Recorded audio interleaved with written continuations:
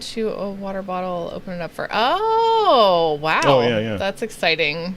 You keep getting booted. Thanks, Facebook. Thanks a lot, Facebook. And anybody want to head over to Float? Ryan's over there. Only good homemade wine is from hairy old Sicilians who barely know English.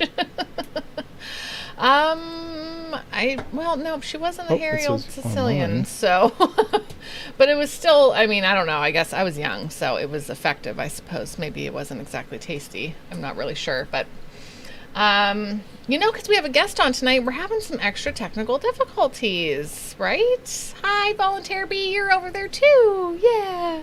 Oh, it's working. Okay. It's okay, it's YouTube's working. At least the YouTube's on that working, one. Float's Might have to working. refresh. Yes. And also no, Celeste, I've never. Thanks, Ryan. That'll do it. Oh, thanks. Thank you. Oh, man. Oh, thanks, Ryan. Josh Smith. That's awesome. We did not do the wheel yet. We did not do any wheels. We're we have about to move to do quick. A wheel. Yes. Because we got like 4 minutes. All right. We're about to hit the wheels. So we're doing the... Tell them what the wheel's for. This first wheel is for our patrons. Every Friday night we give a gift away. It's about $15 to $20 or something. We just like to give back because you guys have been so amazing and supportive. Oh my gosh, I never got the picture. And so every week we give away a little something, you know. It might be goofy. It might be something that you can actually really use, you know, like in your real life. I'm going to do this. But this one I want, but I can't win it. So it is, are you going to get the picture here? Because this is my boy. I love this man. Hi, Juan. Thanks for stopping by. Not going to let me steal a picture? Thank you. Thanks, Charles. You know. You know me. Oh, well. Hey, Seth. What's up? This should work. Dave's doing this on the fly. We'll do it like this. Yes, Charles. Thank you very, very much. This isn't Jacob Hornberger. Yes. This is the Snoop Dogg from Crook to Cook cookbook. So that's what we're giving away this week. I forgot to get the picture for the backup Garrett. Hello. The Hondas are here. So that's what that is. We have to hurry. Yeah. But I have to hit on that one. Don't say anything on the movie reel because I'm going to write that down. All right, so we got to go piece to of paper. the scene. Well, here, I'll just write it on this piece of paper here. So, not that. So this wheel is for our patrons. We're gonna spin the wheel anytime somebody wins, we remove their name. Except that one time we didn't. and it told us. Yeah. So we're gonna give away this gift, and then please send us your address so we can have Amazon send the gift right to your house. So we love this party music. Let's do it up, guys. Hey, Felice, what's up? Hi, Ryan. Yep, your A3 hopes to win a cheese wheel off the wheel. We should give away a cheese wheel sometime. That would be Brian awesome. Daly. Brian Daly. Awesome. Yay! You're the winner of the Snoop Dogg from Crook to Cook cookbook. Yes. I hope you appreciate it. Yes. Sometimes we just give away goofy things. We might have to do the movie afterwards.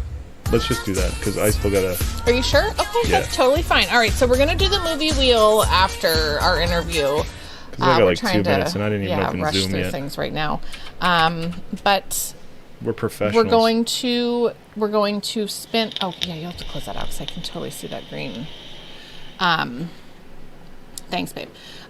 We're going to spin a wheel because every Sunday night on Float we watch a movie together with our friends. Yeah. So we stream it on Float, and then anyone who wants to come hang out, if you have a Float account, you're more than welcome to, and it's so much fun. Limited commentary between me and Dave to you guys, whatever, we're just all laughing and hanging out, but your comments show up on the screen. Great time. Last week, Dave had to bust out the actual VCR to play because I couldn't the movie. find Don't Be a Menace to South Central while drinking your juice in the hood anywhere. All right, he's here. Oh no, YouTube's still not working? What the heck? Back out and look for a new link because I had to change the encoder. Okay. Is there... Hey, we're having some... Because I think it's still working.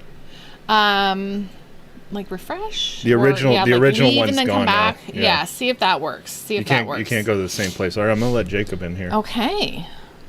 I'm doing an excite. Can you give me a beer too? Yeah. Get a second, just so I can have it cracked before. Well... So wait for audio and video to connect here. Before we say anything. Okay, sounds good to me. Let's see. So what else? Did we say hi to everybody? Dog cooked. Oh my gosh, there's a calendar too. Hello, Captain Kirk. You can't hear us? Okay, you can't. Let me see. I'll just keep talking, just in case at Yeah, some just point keep that talking, he because can I don't hear have us, his audio. so. I can hear you, yes. I can't see you either, but I can hear you, though. I'm going to start a chat here. Okay.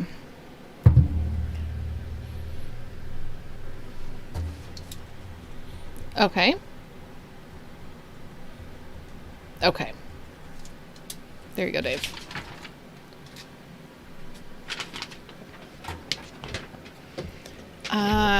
I'm not, well, he can't hear me anyway, as I say, I'm not technically. Yeah, just talk to the crowd.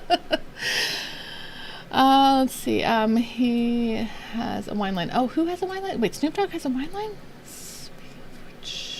We're gonna drink it tonight, Celeste. We're busting it open after the interview. Yep.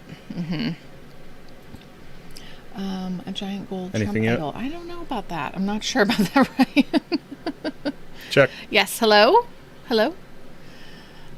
Hey, 33 and a third. Yes. Oh, you're in Facebook jail. Oh no.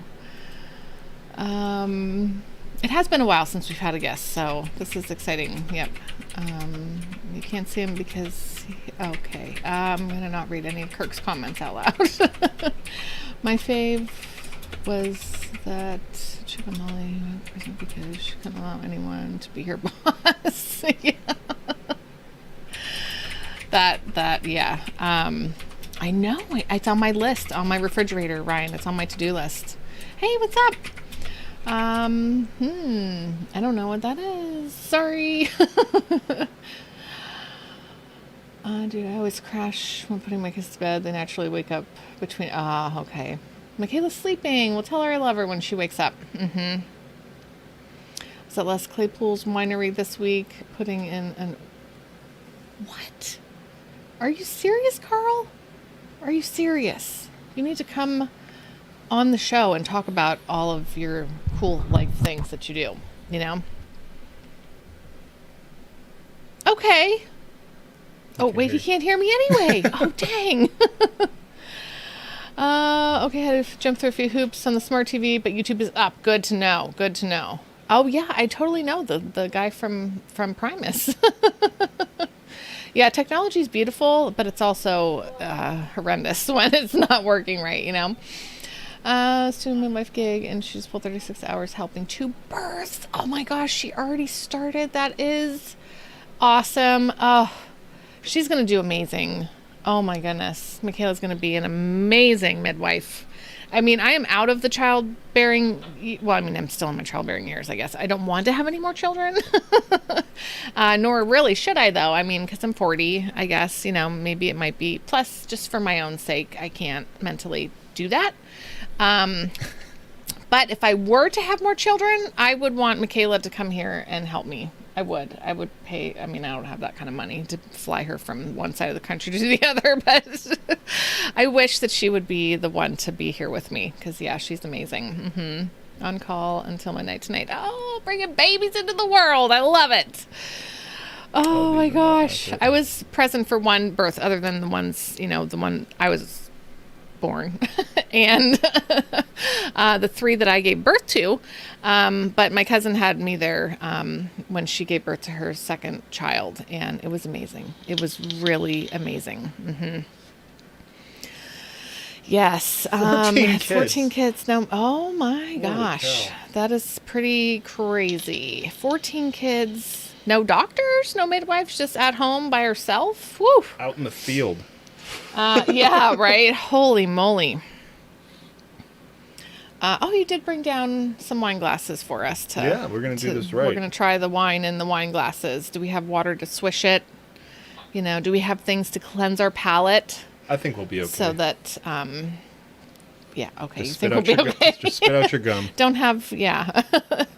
Baby fever. Yeah. Oh. Not anymore. No. I want to beyond hold babies, but I want to give them back. Like, so, I mean, I'd be probably like down to like, you know, be present for births and stuff like that, because I could then give the baby to the mother and not be like, I need to have another baby of my own, Hello! Can you hear us? Right now, Awesome. your video is just a black screen, though.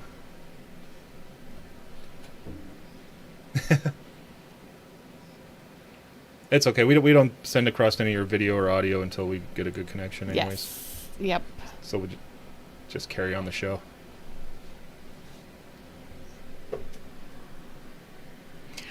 Do you know, Dave? I don't know. I don't do it on mobile. Are you on a phone or are you on a PC?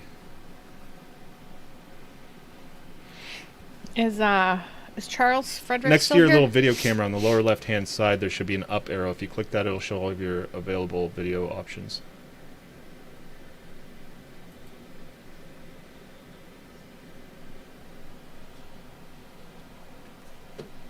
Hey, there we are. Hello, hi. All I right, can let's see bring you. in Can I have Hansa. my paper over there too, please? Yeah. Thank you. All right, Dave's going to bring you on so everyone can see and hear you now in just a second here. Okay. Oh, I am Mary. and I'm David. And you are Jacob Hornberger. Jacob. Yeah, we got some biblical names here. Yeah, right? Get rid of this chat. And It's a religious show. Right. so you're president of the Future of Freedom Foundation, and also you were You're an author. You ran for president. Yes. Yes. So it's All of super the great to above. have you on the show. I'm so grateful. I want to say thank you to Ryan because he's the one who reached out and That contacted you first. made contact with you. So thank you to Ryan and thank you, Jacob, for being here with us tonight. Oh, the honor and pleasure all mine. Oh, Thank you thanks. very much for having me on. So I love to hear about people's journey to liberty because it gives me hope for the future, that others will find liberty as well, just like we all did. break out of that. Yeah. How did you get there? Were you raised in a household that was, like libertarian type stuff, or did you find it later on? How did you come upon that? I found it later on. I grew up in a family in South Texas, a Democrat family. Everybody in Texas was a Democrat at that time. And I campaigned for John Kennedy when I was in the 5th grade. I met Lyndon Johnson at a barbecue at the Johnson Ranch in Johnson City. My dad was active in Democratic Party politics. So I went to college and then law school and went back to Laredo to practice law in partnership with my dad. He was a lawyer. And I got involved in some campaigns, the Democratic Party campaigns, just out of law school. And all my candidates lost. And I was very despondent and disillusioned. I'd seen all the backbiting and the double crossing and the backstabbing that goes on with politics. So one day I was just walking. I walked into the public library for something to read. And I went over to the political science section and I found these 4 little different colored books called Essays on Liberty. And I picked them up and they bowled me over. I mean, I had never read anything like this. This was pure, hardcore, no compromise principle libertarianism. And they had been published by the Foundation for Economic Education 20 years before. So Here I am, discovering something that had been written 2 decades before. And the reason I think that's important is because when they were publishing this book 20 years before, they could never have told anybody, oh, look how successful we are because we're going to influence this guy in South Texas. So it's important to put out a right message because it can be discovered. And that changed the course of my life. I mean, I knew that everything was going to be different from that point on. I started buying every libertarian book I could. Laissez-faire books, I think I bought most of what they sold. And that was the catalyst. That's great. That is so great. So then you decided, there was a period of time in between, finding liberty and then running. Like you had a normal job for a while. You were an attorney and you taught at a college. You were a professor and everything. So what inspired you to run in 2000? Where did that come from? And then what happened in 2020 that inspired you to run 20 years later?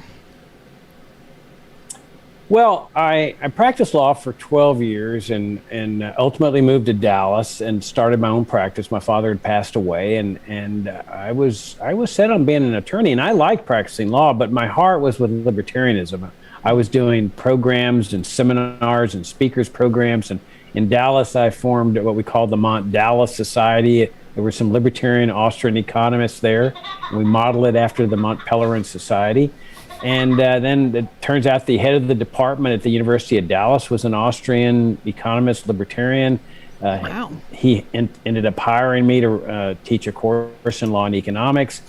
And then I got offered a job at the Foundation for Economic Education, the people who had published those 4 little books. And so that was the turning point in my life. I either was going to continue practicing law or I was going to shift directions. And so I decided to go where my heart was. And so I worked at FEE for 2 years and then decided after 2 years, I'm going to go out and start my own foundation. And so I did that in 1989. We've been in existence over 30 years now.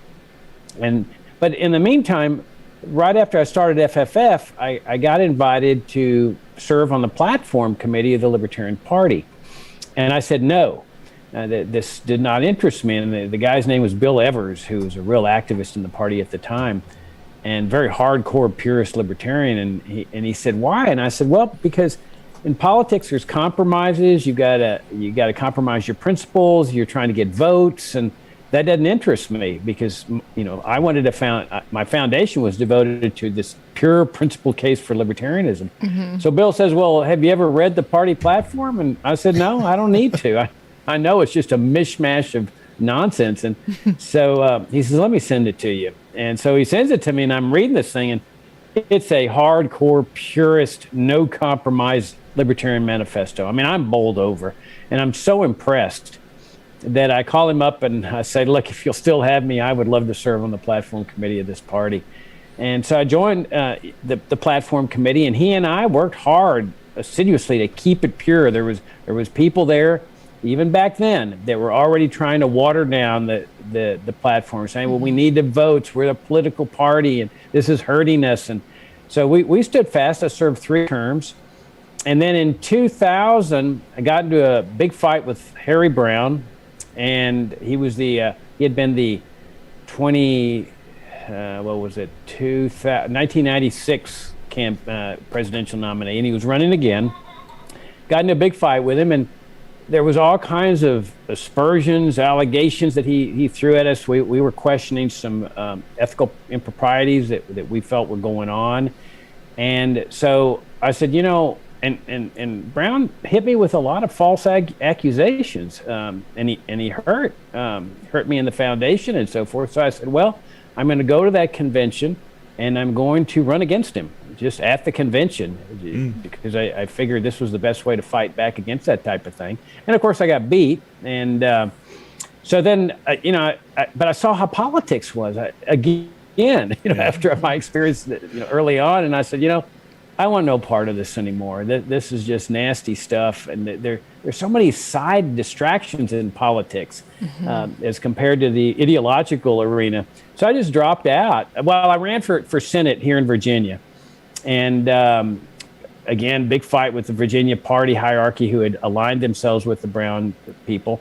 And so after that race, I said, it's time to just drop the politics part. And so I dropped out for, 20 years or so. And then I decided, I saw the plight of the country, where the country was going. I said, you know what? I'm going to jump back into this. And that's when I ran in this last one, 2020.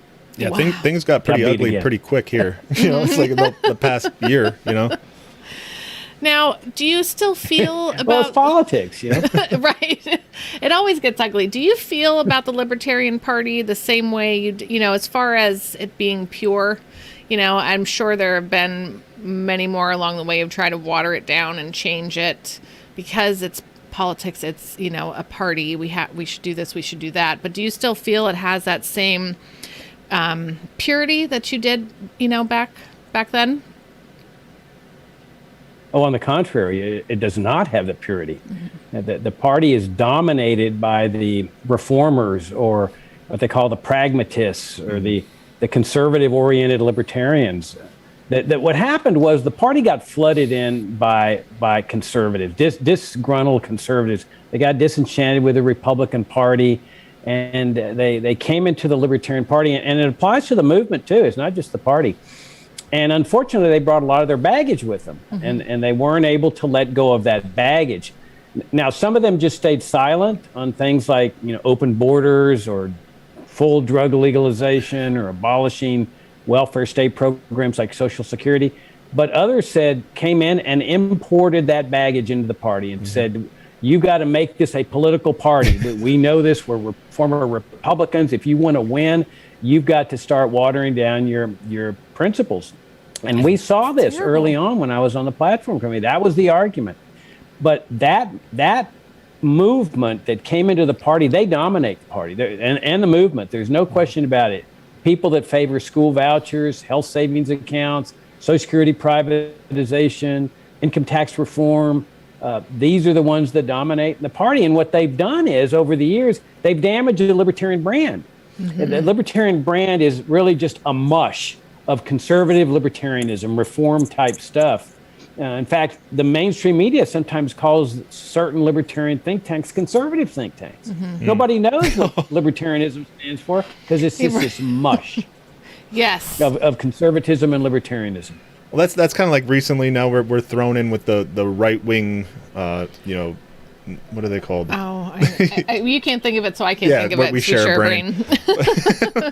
Like the extremists, it's like now libertarians are thrown in there with right wing extremists and the hardcore Trumpsters and stuff like that, and now we're a threat because I'm not sure why, because we don't fall in line with the left, or I don't know. But yeah, to be lumped in with them. That's a great point. Lumped in.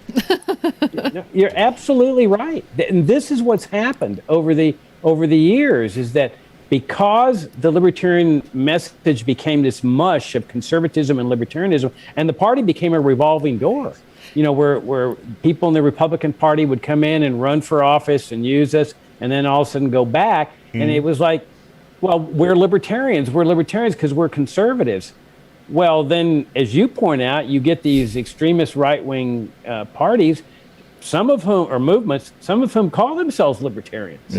And nobody calls them to account. You see, nobody in this party in the last 20, 25 years has been defending and pushing back against conservatives who are calling themselves libertarians and adopting libertarian principles. Conservative principles. Now, I'm not saying, have a purity test where you keep people out. But what I'm saying is the party should have had some mechanism that when candidates went out there and ran for office, they would be able to say, call them on it. That when there was a candidate in this last race that called for, the candidate said, I'm a pragmatist, I'm a Libertarian Party member, and I believe in public schooling. Okay, well, that's totally contrary to libertarian philosophy. So there should have been a mechanism where the party can say, look, if you're going to take that stand, clarify that this is your personal opinion and this is not the position of the party. Yeah. But there's been no concern for that. The overarching concern of the party for the last 20 years is let's get more people running for office. Just get candidates. But it doesn't matter what they stand for. Yeah. I think what we need to do to get a successful party is in a movement is to restore the libertarian brand, that this is what we stand for. If it means you get, 10 votes, so be it. But at least you stand for something and people understand what you stand for. And then you don't have this problem of, I got to get my message out. Yeah. Why do you have to get a message out when the party's been here for 50 years? People should already know what libertarianism is by now. And they don't. Because of this problem with the pragmatists, the reform-oriented people. I love the whole idea, of being principled. And so then you don't change, you don't flip-flop because, you stand by the principles of, freedom. Freedom. As I always say, it's like mathematics. You can just apply it to any situation and you can work out the answer. There's not a whole lot of gray areas. There's a couple, but for most things you can say, are you hurting somebody? Are you taking their stuff? Yes, no. And then it's a flow chart. The flow chart. Now, is there you're absolutely right. Go ahead. small delay. You go. No, that once you understand the basic principle of libertarianism, as y'all were pointing out, everything falls into place. And then when you start watering it down, things get out of whack. Right. So we're guided by the non-aggression principle, and so when you compare what some of the people stand for in the party, like school vouchers is a classic example, that you've got the initiation of force here. You're using the state to take money from one group of people to fund the voucher recipient, and that's force. And nobody thinks about that. They say, "Oh well, I'm a voucher proponent." Yeah, but you're violating the core principle of the libertarian movement here. Libertarian philosophy. Oh well, it's a reform. Well, I think what we need to do is just restore this idea of what do we believe in, what do we stand for, because ultimately we really want the free society. I mean, that's our goal, and a lot of LP members have lost sight of that. They say, "Oh no, Jacob, our goal is to get people into public office. We're a political party." No, that is no matter who they are, as long as they got the L next to them. Exactly. Yeah. Exactly. That's how we build our brand. Yeah, our goal is, and then lose our brand. Freedom. Yeah, our goal is freedom, and the means to do that is by getting people in public office that stand for freedom. Now, do you ever kind of support things that lead towards a more libertarian society, like maybe baby step towards it, or you just skip that and you just keep preaching the principle? You just dismiss any little step. Like, I can't think of it for instance, but I have no for instance. Maybe medical marijuana, for example. Okay, yeah, stuff somebody like might that. say, well, this is a baby. No, I reject this gradualism approach. I think it's been very, very harmful to the movement and the party, because remember, in the period of the gradualism, which can last 50 years, like phasing out Social Security is another example. Well, we're going to phase it out over 50. You're violating your principles on the non-aggression principle during that whole period of the gradualism. So how valuable is your principle in the eyes of the general public if you're willing to violate it for 50 continuous years or 20 continuous years? And in order to get, what I often say is, okay, in order to achieve the free society, you have to get people to understand what freedom is. Well, the first thing you got to do is they got to recognize they're not free. And once they recognize that, that's built into, well, here's what we need to do to achieve a free society. That entails removing infringements on freedom. Well, to remove an infringement, you've got to identify what the infringement is. So you have to make the case for dismantling that infringement. If all you do is make the case for reforming it or gradually reducing it, you're not getting the person to think in terms of liberty. You're getting them to think in terms of, oh, don't worry, everything's fine. We'll keep the system in place that you're used to, but we're going to tinker with it. Let me give you the best example that I can think of, and that's slavery. If you live in 1855 America, do you go to the slaves and say, look, what we stand for is reforming slavery. We want fewer lashings. We want better work conditions. And we want to phase slavery out over the next 40 years. Or do you go in there and make the case for dismantling this evil and immoral structure? Now, even if people are against you, even if you're the only person, you get people to start thinking by making that case. And that's what I say we should be doing with liberty. That's a really good example. You know, like how awful we're going to get you nicer, straw beds. Yeah, we're gonna less lashings. Okay, that's but no, that makes total sense. That really, really does. Do you think you're gonna run again? I doubt it real seriously. I mean, I don't believe in doing futile things. I mean, I see that the party it is dominated by these reform-oriented people. I don't think a real purist libertarian can win. I think he's going to go up, and I knew this was the case. I mean, from the first day I announced in South Carolina, I made it real clear, and at every convention I spoke at, I said, this is a battle for the heart and soul of this party and the movement. I mean, what do we stand for? And I was winning all these primaries and straw votes, and I couldn't understand where this force was that I knew was out there. You knew it was the coming. Reform-oriented people. And I knew it was coming. And man, when it came, it came big It came time. loud, yeah. Everybody heard it. Yeah, but I mean, if all of a sudden I saw the party, a lot of the purists coming back and people reflecting and changing their position and looking toward making this party a real libertarian party instead of a conservative Republican libertarian party, I don't know. Who knows? It's just a long time away, though. 3 years, 4 years. That's a long time. Yeah. And things would, I mean, I love I got to tell you, I love the process, though. I mean, I had the time of my life going to all those conventions. And I bet. I think by the end of it, I participated in 30 or 40 debates. And it was great. It seems intense. It does seem really. No, it was real. It was real intense. And we will come to it. And the worst thing was Go ahead. No, go ahead. I was going to say we'll come to it. The worst thing was the COVID thing. Yeah. Yes. Yeah. It was horrible because we go from November, I announced in November, 1st of November, and so we go to November to March, and every weekend was a convention. I was attending like 2 or 3 conventions a weekend sometimes. Wow. I did Florida, and then flew over to Arkansas on Saturday, and then back to Florida to do the debate, and I was having a great time. Yeah. And then COVID hits, and everything's just dead. I mean, shut down on the conventions and doing things online. It didn't have the satisfaction of it. Yeah, there's nothing like meeting with people person to person.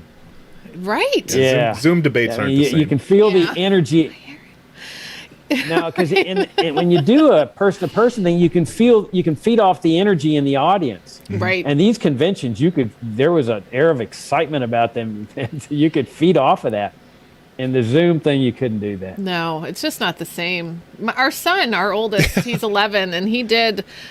We were getting the other kids ready for bed, and we're just kind of in and out of the room. But he watched the entire was it the final debate that you guys did with John Stossel? But he was so into it, you know. He was like, "I'm not ready to go to bed yet." I was like, "I'm not going to put you to bed. You're having a great time." Like when Joe came up, I'm like, "Who is she?" And my kid's like, "You don't know who she is?" I'm like, "I didn't watch the debate. We didn't watch the whole thing." Where did she come from?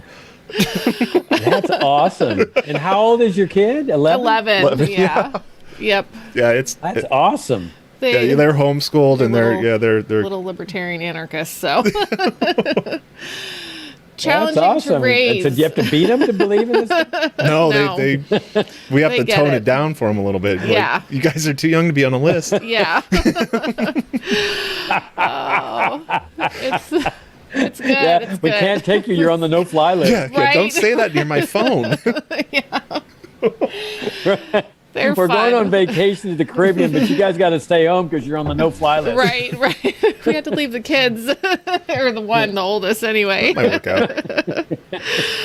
Oh gosh. So are y'all married? Yes. Yeah, Yep. Going on. Okay. Well, 100 years. Yeah, 100 years or so now. But we've been together about 21 that's not a good years. answer. Yeah. We got married in That's 2005. awesome. Congratulations. Yeah. Thank you. 3 children.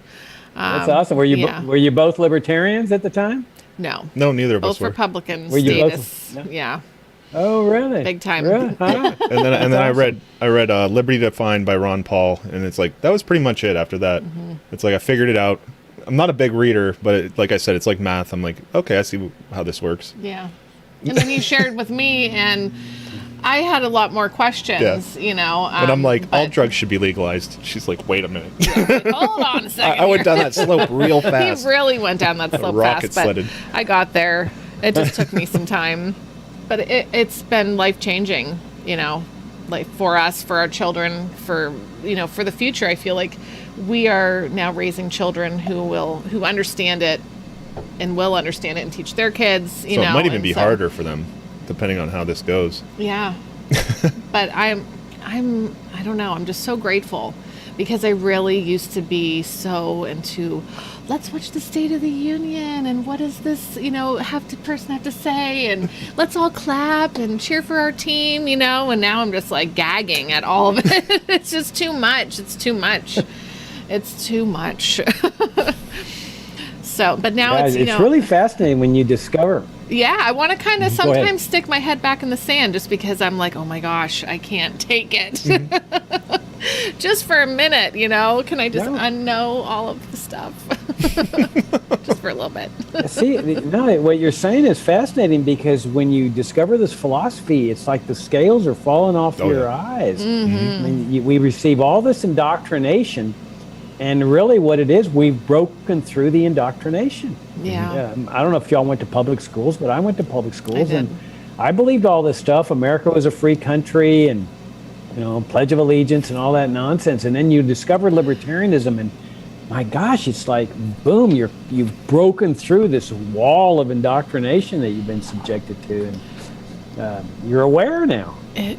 You are, and it really is something. It ruins a lot of things. It ruins like cop movies, and it's like, wait, he's infringing on.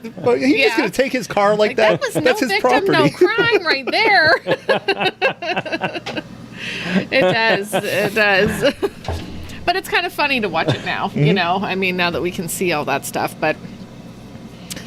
So I want to just ask a couple other questions for you. We also like to kind of, like get just goofy and ask silly questions and things too. But, Ryan, he wanted to know, if you had won the nomination, how would your campaign have differed from Joe's? I mean, what would you have done differently than her? Do you think you would have gotten more votes than she did?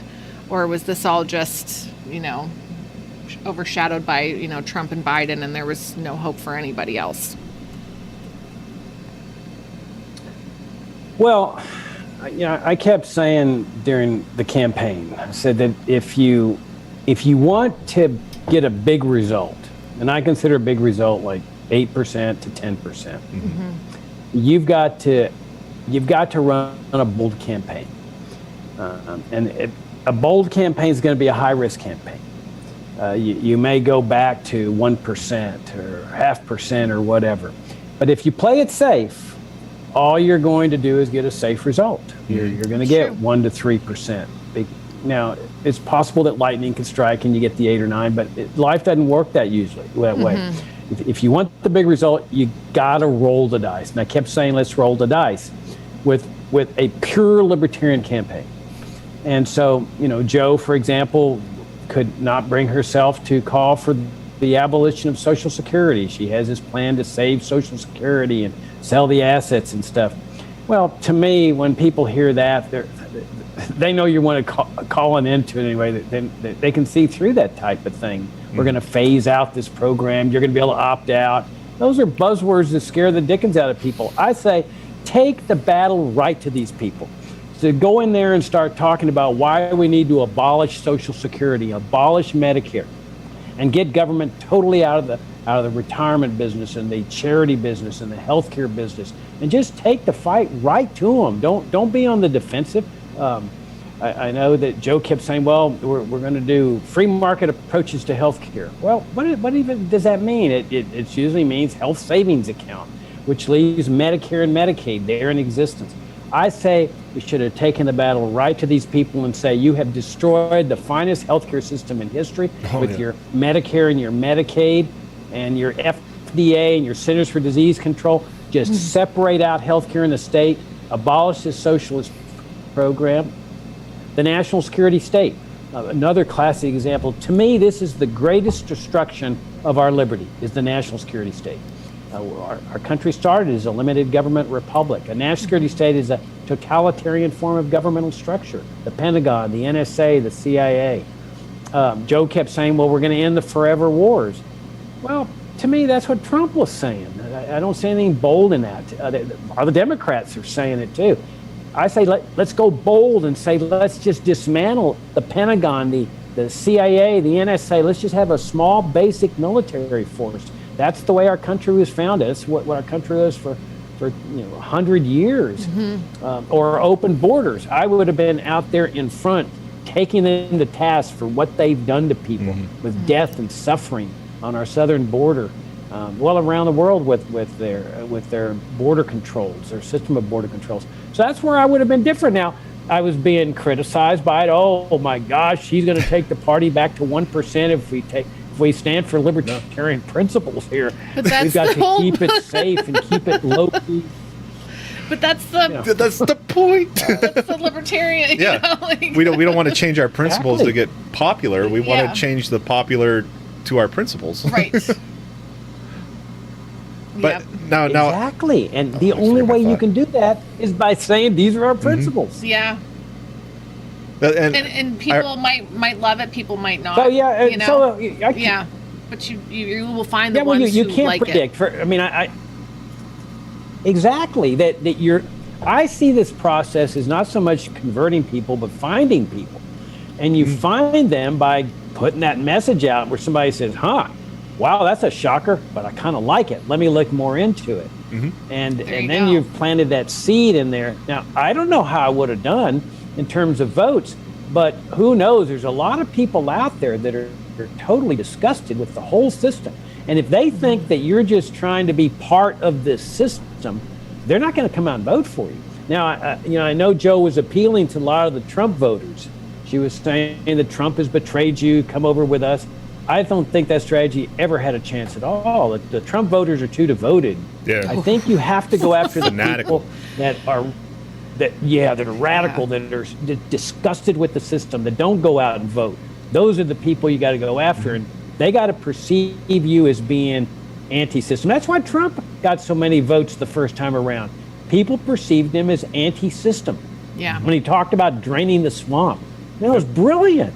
It was brilliant. Now he ends up being part of the system for some reason or another. but the words were great. I think, yeah, but I think that's how you should be running a libertarian campaign. I mean, look when Trump ran against Cruz and Bush, and these were all like respectable mainstream people that were trying to be mainstream, and Trump was the exact opposite, questioning the Iraq War and so forth. Well, I think that's what libertarians need to do. Not just be radical for the sake of radicalness, but embrace libertarianism, which is a radical philosophy. Yep. Non-voters are the largest political party in America, says Ryan Cathy. That's what I said. If they counted the votes for everybody who voted for nobody, then we'd have nobody in office, and that'd be. Yeah, can you count those votes? Let's let that be said. Yeah. But yeah, I like sticking to the principles, being loud about it, and maybe getting some attention, even if the mainstream media is saying, "Look what this guy's saying. He's a lunatic." There might be a lot of people out there saying, "Oh, look what he's saying." At least you got some attention, and you might be reaching those people that agree with your crazy thoughts, of freedom. Crazy freedom. See, David, David, you hit the nail on the head. That's exactly the point I was making. Is that they say people kept asking, "How are you going to get publicity?" You get publicity with your principles. You get in there and say, like, for example, a standard LP candidate for Congress or president would say on education, "I want to abolish the Department of Education." Okay, boring. To me, that's just boring. That's not going to stir up any attack against you in the mainstream press. You get in there and say, "Well, I know the president doesn't have any authority at the state level, but we libertarians favor the abolition of all public schooling, the separation of school and state. We want to get government out of education." Yeah. Well, all of a sudden, hit him with that razzle dazzle. The guy writes an article. Yeah, and then the real libertarians will stick around because they know. Can you believe this? Because Right. yes, we and then believe people that. read the article and say, this sounds like a good idea. Let me look into it. Yeah. I think you stand with your principles and then let the chips fall where they may. If you get one vote, so be it. If you're the only one who votes for yourself. Yeah. But I think that's the only chance of getting in there and getting a big result by rolling the dice and being bold in that sense. And then you're being true to yourself and true to the whole libertarian philosophy. You're not just being another party, like another team. You're actually being true to what libertarians stand for, like real libertarians, I mean, I'm the only real libertarian, I love how libertarians fight with each other. Oh my gosh, it is so insane. We are the most battle-hardened political philosophy because we're like tooth and nail at each other. Yeah. For every little. Not me. I just sit back and watch everybody else. But do you think? I'm glad you said that, Mary. Oh, go ahead. I'm glad you said that, Mary. Oh, I'm glad. It is so important to be true to yourselves, and that we libertarians should be true to ourselves, and we are who we are. I mean, sometimes I get the feeling that this reform element is kind of ashamed to be a libertarian in certain respects, like the open borders thing. They're kind of embarrassed about it, or that's a hard sell sometimes. We are who we are. We got to embrace ourselves, embrace who we are, and if people don't like it, that's their tough luck. Yeah. But to become what we're not in order to satisfy people, I think that's a losing proposition. It's gross. You got to be true to yourself. As you it really is. I don't know. Sell out. That's what just like comes to mind is like you're just selling out just to get to be popular. Where you want to be popular. Yeah. So. Boy, this really would have been interesting to have you out there, putting all of this in everybody's face. I think we would have. I think we were prepared to really jazz things up. I had the greatest campaign manager in LP history, I think, Jake Porter, and Jake and I were ready to go. I mean, we were disappointed we didn't win because we were ready to take the battle to these people based purely on libertarianism. And let me make a point that another thing you just said, Mary, I think is such a good point. I mean, there's battles within the party over philosophy and methodology and stuff. Oftentimes that's a healthy thing. It's a vibrant philosophy where people are arguing over copyright, patents, and so forth. That's another good one. That is one. But I think it's important to emphasize, this is Matt Welch at Reason Magazine that criticized me early on, right after I announced, because I wrote an article saying, well, I wasn't included in the South Carolina debate, but if I had been, everybody was asked by Welch, where do you stand on Medicare? And everybody made some point about, or most everybody there, we're going to preserve Medicare, we're going to have health savings accounts, we're going to do this or do that, but nobody called for the abolition of Medicare. So I wrote an article saying if I had been in that debate, I would have called for the abolition of Medicare. So Matt Welch says, Jacob's just trying to show he's more libertarian, he's more hardcore than everybody else. That's not what this is about. I mean, this is what the reform people have always said about us. It's not about being more hardcore. It's about what is freedom. Yeah. I mean, is it freedom to call for a health savings account? You can't have a free society as long as you have Medicare in there. Yeah. And that's the point here, that we're fighting for freedom, and we have to define what freedom is. If you want to endorse Medicare, well, at least tell people it's not libertarianism, it's not freedom, that freedom is this, but you personally believe in this socialist program. That's what it's about. It's not a matter of who's more hardcore or not. Say it just like that, too. Do you want to be free or not? So it's cool. You can be a socialist, just identify as... I love that. Oh, well, my gosh. There's a faction in the party to show you how kind of strange things are. I came back in the party after being away for 20 years and found that there are libertarian socialists. Yeah. Within the party. I've interacted with them. It's the weirdest thing. Yeah.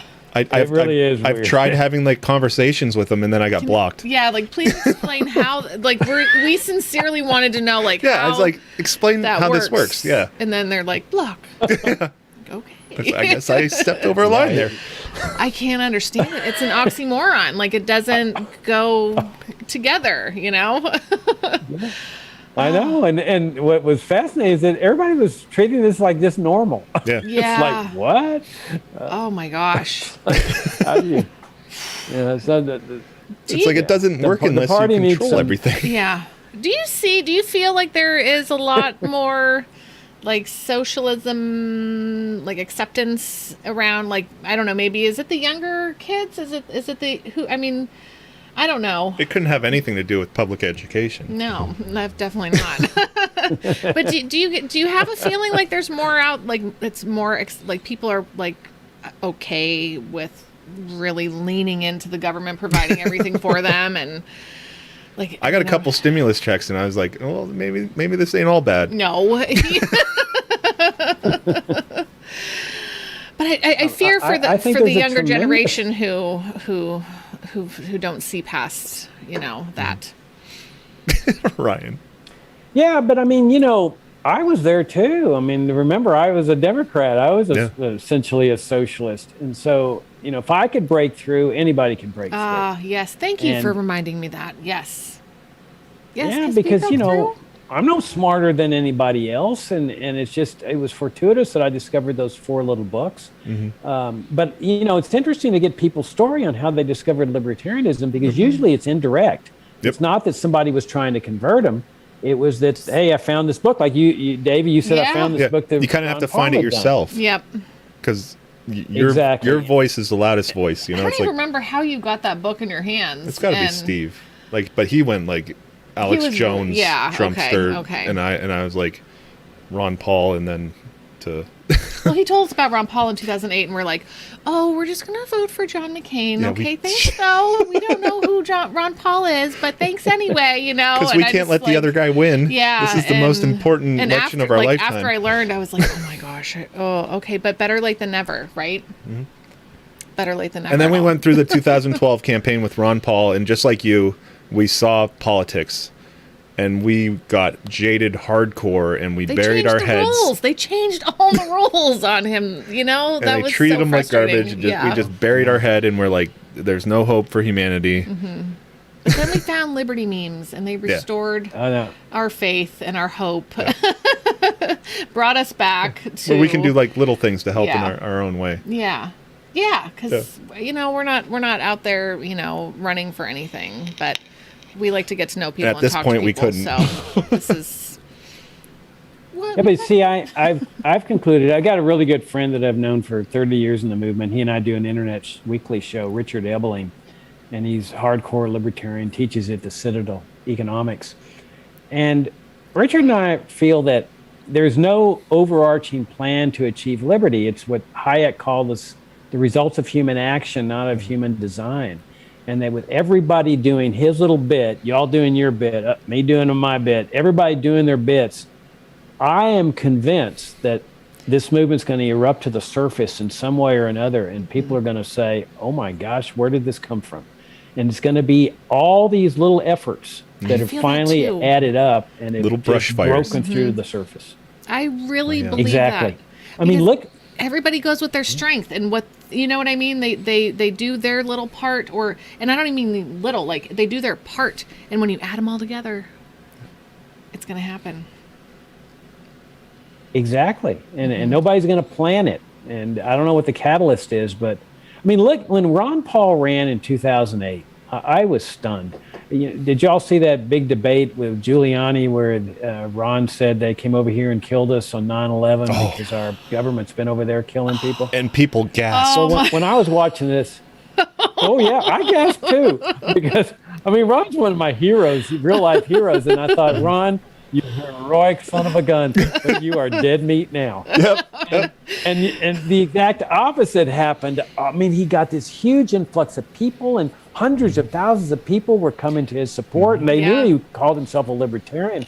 And I thought, my gosh, that's what this movement has done. These people are under the surface, under the radar screen, and all of a sudden surface. I think that's still out there. That force is still out there. Yeah. And it's just, they just need a catalyst. It's being suppressed by popular opinion. You can't, like, I don't talk at work. Like, I have this whole online life. It's hot. But then I go to work, and it's like, and they're like, a little bit drips out, and they're like, oh, you do a show, and I'm like, yeah, we just have drinks and talk to people. Don't look at it. So I work in a union shop, and it's just kind of it's like you're gonna catch you know what working. I've had friends watch, and he's like, yeah, it's kind of boring. I'm like, yeah, don't watch it.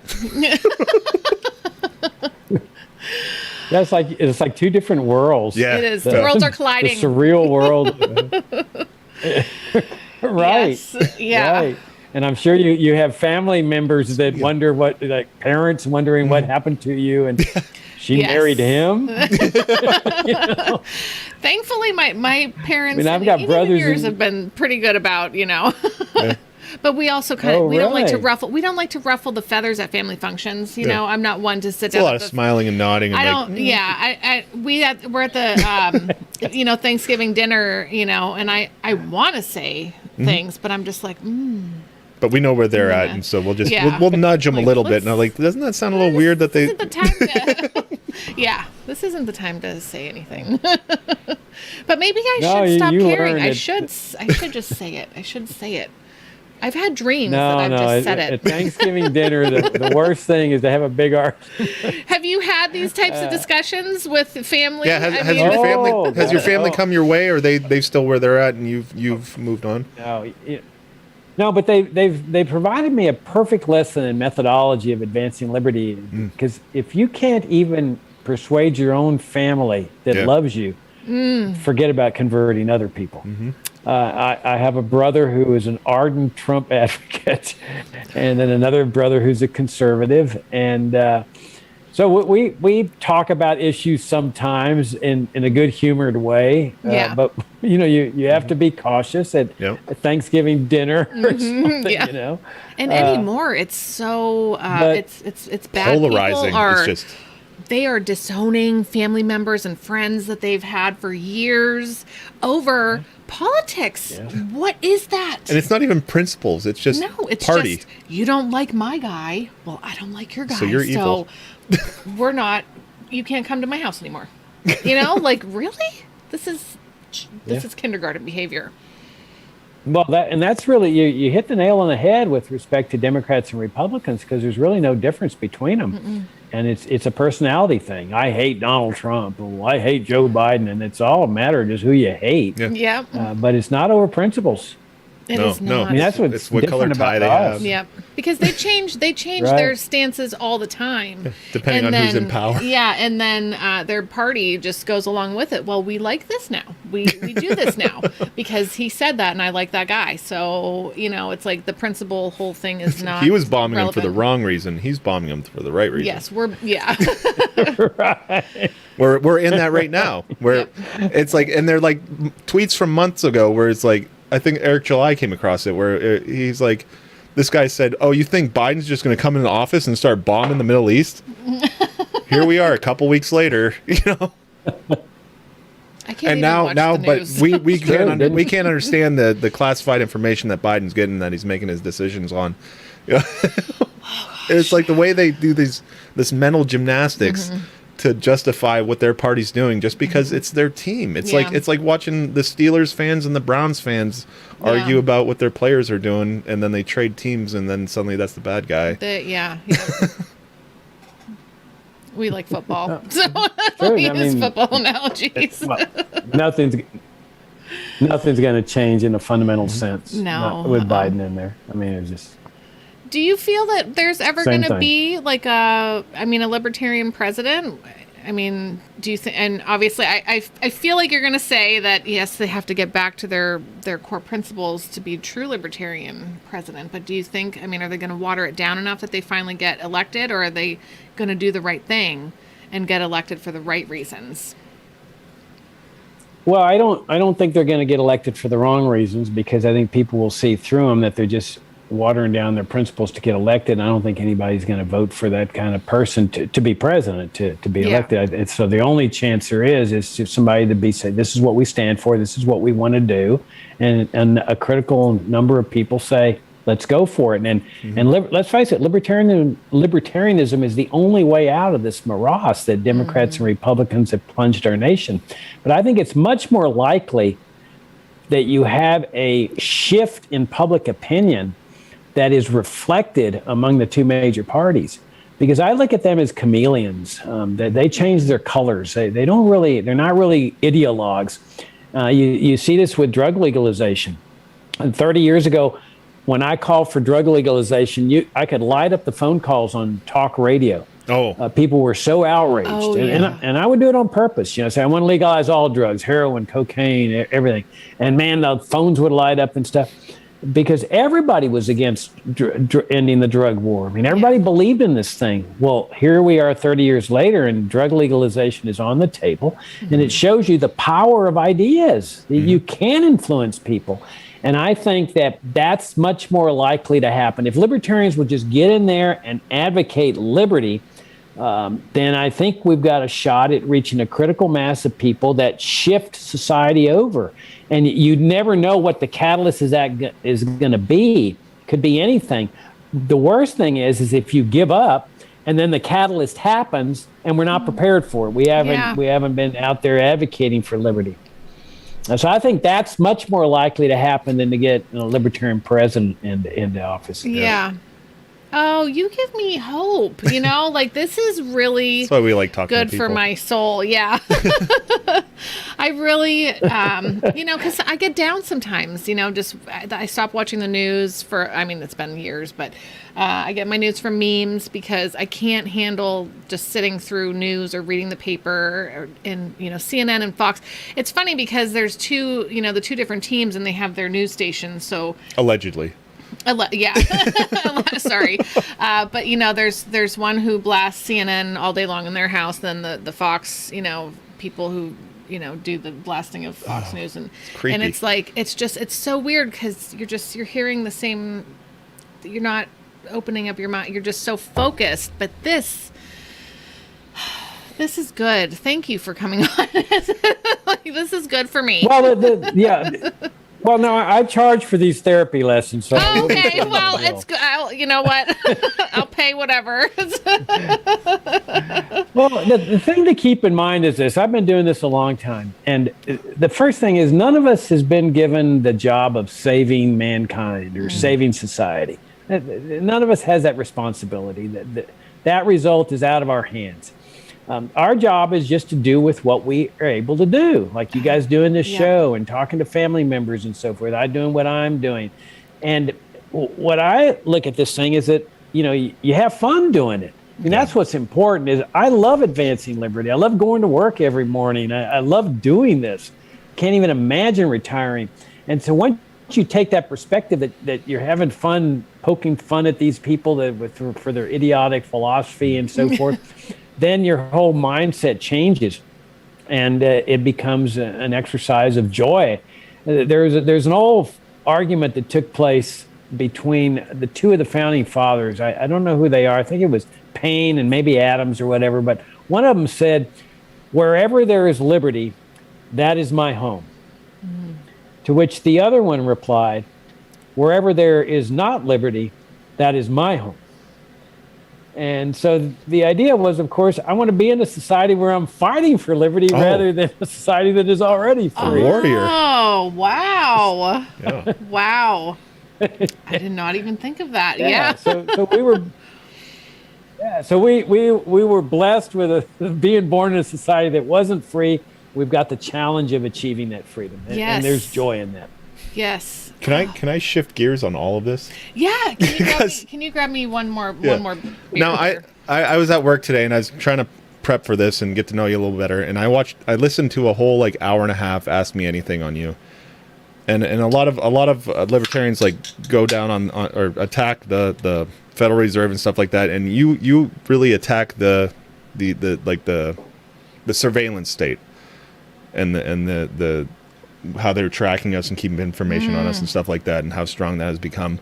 And you started getting into the Kennedy assassination, and I think that was the most fascinating part of the whole thing I was listening to, because you said some stuff that I didn't know was now more common knowledge.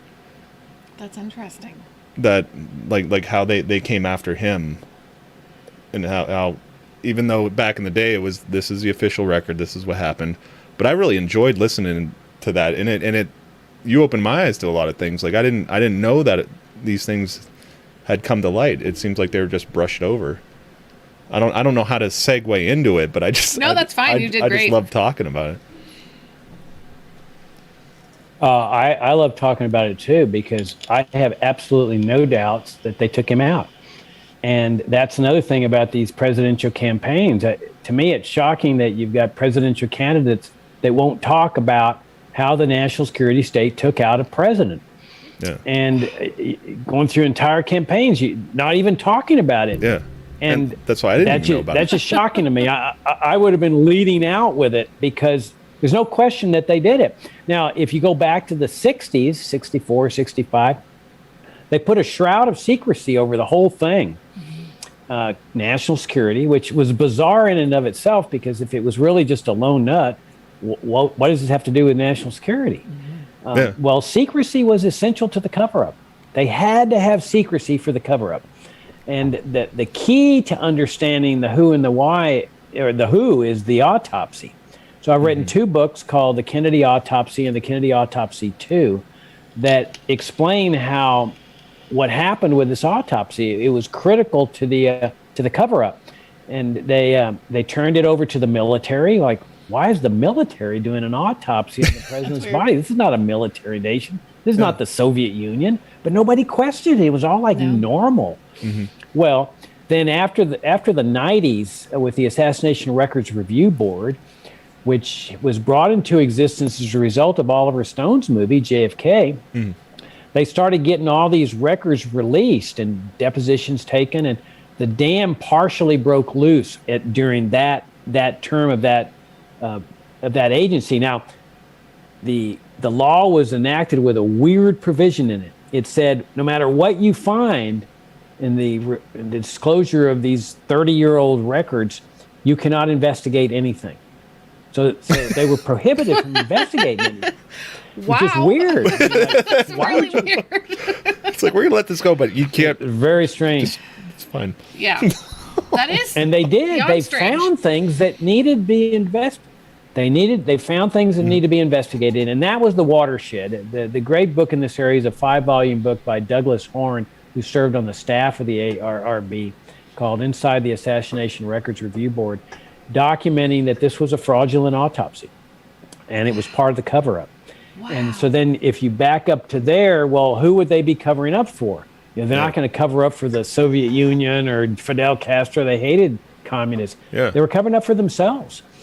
And then that's when you get into the whole war that was taking place between Kennedy and the national security establishment, much of which was below the radar screen. A lot of people didn't know that this was going on, but he hated them, they hated him, and finally Kennedy, at the peace speech that he gave at American University in June of '63, threw the gauntlet down at these people and said, I'm here declaring an end to the Cold War. Right now, it's over. We're going to just live in friendship and peaceful coexistence with the Soviet Union and the communist world. That was it. For the national security establishment, they figured that, no, couldn't have that. Because, for one thing, they felt like, well, America's going to be conquered by the communists now with this incompetent, neophyte, treasonous president. But, 2, it also threatened the existence of the national security establishment, because that was the justification for converting America to a national security state. So the war was on, and Kennedy ended up losing that war on November 22nd. So when you put it in the context of other regime change operations like Iran 53, 54, Guatemala, where they targeted the president of that country with assassination, he escaped, but they were trying to kill him. And then Allende in 73, a democratically elected president, just like in Guatemala, they instituted a coup. They conspired. The CIA conspired to kidnap the overall commander of the Chilean armed forces, a guy named General Rene Schneider, because he was standing against a coup. He said, "I got to support the Constitution of my country. It doesn't permit coups." So the CIA conspired to kidnap him, and he was shot dead in the streets of Santiago in the kidnapping attempt. And then, of course, Allende was left dead as well. So, it's time for us to recognize that this is our legacy as a national security state. It's not just Iran, Guatemala, Chile, Congo. It's here in the United States, too, with Kennedy. They took the guy out in order to what they thought was preserving national security. The same reason they were doing coups in Guatemala, Iran, Chile, Congo, and Ghana, and other places. Oh, by the way, we're having a big conference. We're having a conference at the Future of Freedom Foundation, where there is president, starting this Wednesday, March 3rd, Wednesday night at 7 p.m., and it's going to be running weekly. It's called The National Security State and the Kennedy Assassination, and it's designed for people that they're not really steeped in the Kennedy assassination, but they're interested in it. And it's going to be like a Assassination 101 conference. It starts Wednesday night at 7, and it goes on weekly every Wednesday through April 21st. And the whole schedule's on our website at fff.org. You got to register for it, but the registration is free. Oh, I am interested. Oh my gosh! Yeah, because I was listening to that. Listen to this. I don't know.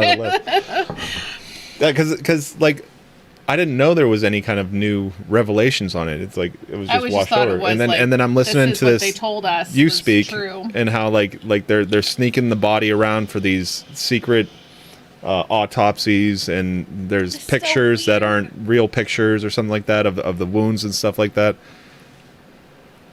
I thought that was really neat because normally I'm just listening and then I just stop working and start listening. Oh my gosh! I'm glad you got those headphones. No, it's ominous. This is a very the deep state is very powerful. There's a great book called National Security and Double Government by a guy named Michael Glennon. And Glennon's not some crackpot author. This guy is a professor of law at Tufts University. He has served as counsel for Senate committees. And his thesis is a thesis that I subscribe to. He says the real force of this government, the ones that are running it, are the Joint Chiefs of Staff and the CIA and the NSA. Yeah. That's where the force of government is. And the other three branches are permitted to have the veneer of power, Congress, the judiciary, the president. But the ones that are truly in charge is the national security state. Do you believe that they're... And Eisenhower pointed this out. Go ahead. I was going to say, do you believe that they actually Eisenhower have and his best interest at heart, or are they just justifying their own existence? Both. In their mind, they're doing what they think is best for America. But in that process, they are the worst thing that ever happened to America. I mean, that was the worst mistake Americans have ever made, to convert this country into a national security state. Now, when they go out and start assassinating people, I mean, I noticed that in the 60s, they were keeping assassinations secret and trying to hide that they were involved in assassinations. But the CIA was planning assassinations practically from the time it was founded. If in 1952, it was uncovered 30 years later or so that they were already had an assassination manual that not only was talking about how to assassinate people, but how to keep it covert, try to keep the CIA's hand out of it. So we live in a country now that it's normal for a government to be assassinating people, to have the power of assassination. I like that. We can see the horror of that when Putin goes out and assassinates somebody, or North Korea's dictator goes out and assassinates somebody. But when our government does it, it's national security. Those are different cultural norms. Oh, right, different cultural norms. Yeah, definitely. Yeah. And that's why the Kennedy assassination is still relevant. You know, I hear young people saying, what does this have to do with me? It's a straight line from there all the way over to here. It wasn't that long ago. In Afghanistan, Iraq. No. Oh. And you've got that same apparatus in charge. Yeah. No president since Kennedy has dared to take them on. Nobody. Now, Trump acted like he was going to, which it was one of the reasons he was so popular, I thought. But then he folded. He surrounded himself with generals, and he caved into the CIA's demand to keep the JFK records secret still. 50 years later, they're saying they can't release their records on JFK's assassination because national security is at stake. Ludicrous. Who's security? Yeah. Yeah. How?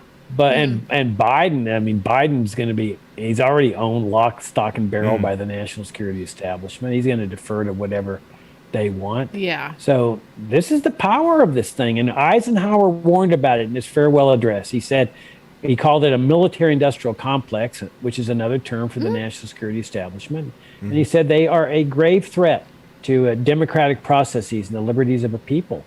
And they are. They've destroyed our liberty. You cannot be free under a government that has the power to assassinate its own people. And they do. They have the power to assassinate Americans. Yeah. The Supreme Court has upheld that power.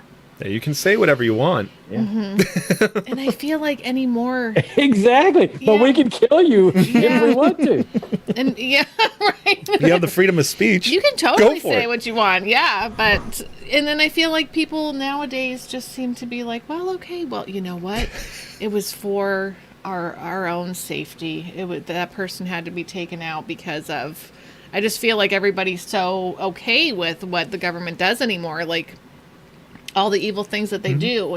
It's to keep us safe, and they roll with that. Like, yeah, it's for think of the children. I totally agree with you. I totally agree. Oh my gosh. They're keeping us safe and secure. You've got all the chickens that have been rounded up in a cage, and the fox has closed the door, and all the chickens are saying, "Thank goodness we're being kept safe by the fox." Oh, right. Inside our Exactly. Are you going to read this? Are you going to read this for? Okay. I don't know what I was supposed to read. We've been read something to Jacob. Comments come up on the screen, and if you see us doing any kind of weird hand gestures, we're it's because we're waving to people, hello and goodbye and stuff, as they come and go. So, I don't know how long you want to stay, but we always say as long as you want to hang out, we will hang out because we enjoy these conversations. This is a lot of fun. So I want to say before I'm having a blast. Oh, good! I'm so glad. Me too. I like to ask some fun, silly questions. Also, but before we get into that little part of the show, I do want to talk about. I want to give a big shout out to a group that we're a part of and that we want to share with you, so that you know what's going on. Liberty Memes. That's where we came from. That's where we were born. Liberty Memes has birthed this group, and it is amazing. It's called Liberty Memes $5 Charity Club, and there's over 5,000 members right now, or somewhere around there. But everybody who is part of that group commits to donating $5 once a month to one of the weekly charities that are there for people who are in need, whether it's a house that is burned down or especially with COVID, people have lost their jobs, people who have medical procedures done and they can't go back to work. And within 16 months that this group has been active, Liberty Memes $5 Charity Club has helped raise over $500,000 for people in need. And it is all because Liberty Memes really, they really believe and they preach and they walk the walk about not being dependent on the government, and that libertarians aren't greedy people, and that we will help, and it's a beautiful thing to see what happens when, it's like $5 once a month, You give up that Starbucks coffee and you give it to Joe over there who, can't pay his bills because, he lost his leg, and he's got 5 kids or something, and all the charities are vetted. They're all GoFundMes. They go straight to the recipient, but it's something that's really, and that's why I say like Liberty Memes has been such a wonderful thing for us, because after we were jaded, after the whole Ron Paul thing happened and we found Liberty Memes, they're trying to continue on with the Ron Paul revolution, and it gave me that hope again. And I'm just so grateful to be here, because I don't know where I'd be right now. I don't know. We would know about Ron Paul. But what would we be doing? We were born in that community, and now we're out in public talking to people and meeting great folks like you and having these amazing conversations. So, but I wanted to give a shout out to them and share with you what's going on, because it really is life-changing. It's fun. Yeah, and you get those good feels, the heartwarming, you see people's lives really being changed. So, shout out to Liberty Memes $5 Charity Club. Yeah, I think it's wonderful everything you just said, because that's really what charity is all about. It's the willing, what comes out of the willing heart of the individual. And this is why I kept, having arguments about Social Security in the party and in the movement. Oh, Jacob, that would be heartless to do this, which shows a lack of faith and freedom. Right. That you could abolish Social Security today, and there would be nobody dying in the streets tomorrow. Right. Why? Because children would be coming through to help their parents, or brothers and sisters, church groups, voluntary groups, community groups, anything like this that you're talking about, Liberty Memes. That's what we've got to do in this country, is restore faith and freedom and faith in people. Yep. And once you get that, the whole support for the welfare state evaporates. Yay. But as long as you have doubts, Yep. So I think it's wonderful that you're highlighting these people, because they're demonstrating that you really can have faith in freedom, and most people will do the right thing. If somebody's in need, if there's a woman in the cancer ward that's cut off from Social Security, look, doctors would provide for her free, hospitals would, people would come forward. You just got to have that faith. It's the type of thing you're talking about here. Yeah, and that's it. I feel like people always think, well, if we shut everything down, everybody's going to die, you know, and it's like, no, it's not. You're going to actually see. I'm not going to let somebody. Charity, me as an individual isn't going to let somebody die on the street. I'm going to go help. Yeah, exactly. and like you said, most people are going to do the right thing, and of course, you know, in the perfect utopia, anarchist society, whatever, libertarian society, there's always going to be some person who's not going to do the right thing, but that's just life, you know.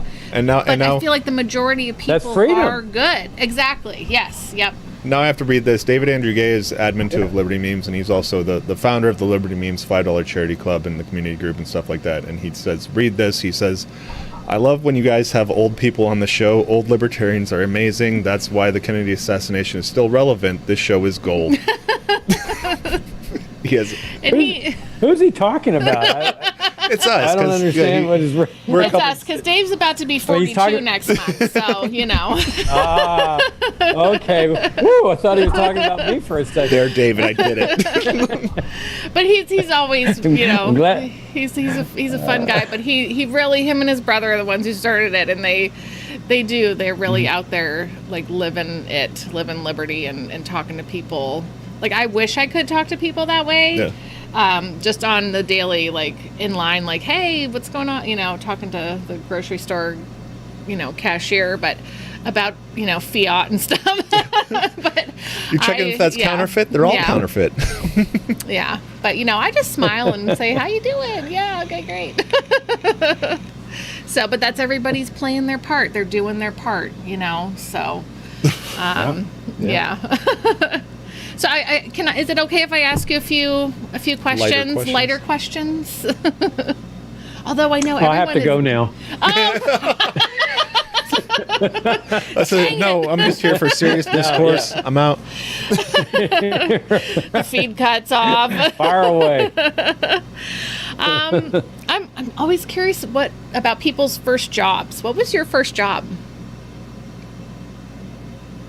I was a waiter at the Glory Hole Mine Company. Oh. In Dallas. That's an amazing name. That's an amazing name, right? Well, no, actually, that's not the first job. Well, I had a job in high school at the cantaloupe shed. It's packing cantaloupes. Oh my gosh. But I guess my first real job after that was then I worked at a import-export. I grew up on the border. Mm-hmm. So there was import-export businesses there, and I worked in one of those one summer. And then I guess the next one I went into I had to go in the Army for 3 months of infantry school at Fort Benning, Georgia. Oh, wow. So I did that and in the middle of law school, and then I still had a couple of months left over. So I went and waited tables at the Glory Hole Mine Company in Dallas. Oh my gosh. Did you like being a waiter?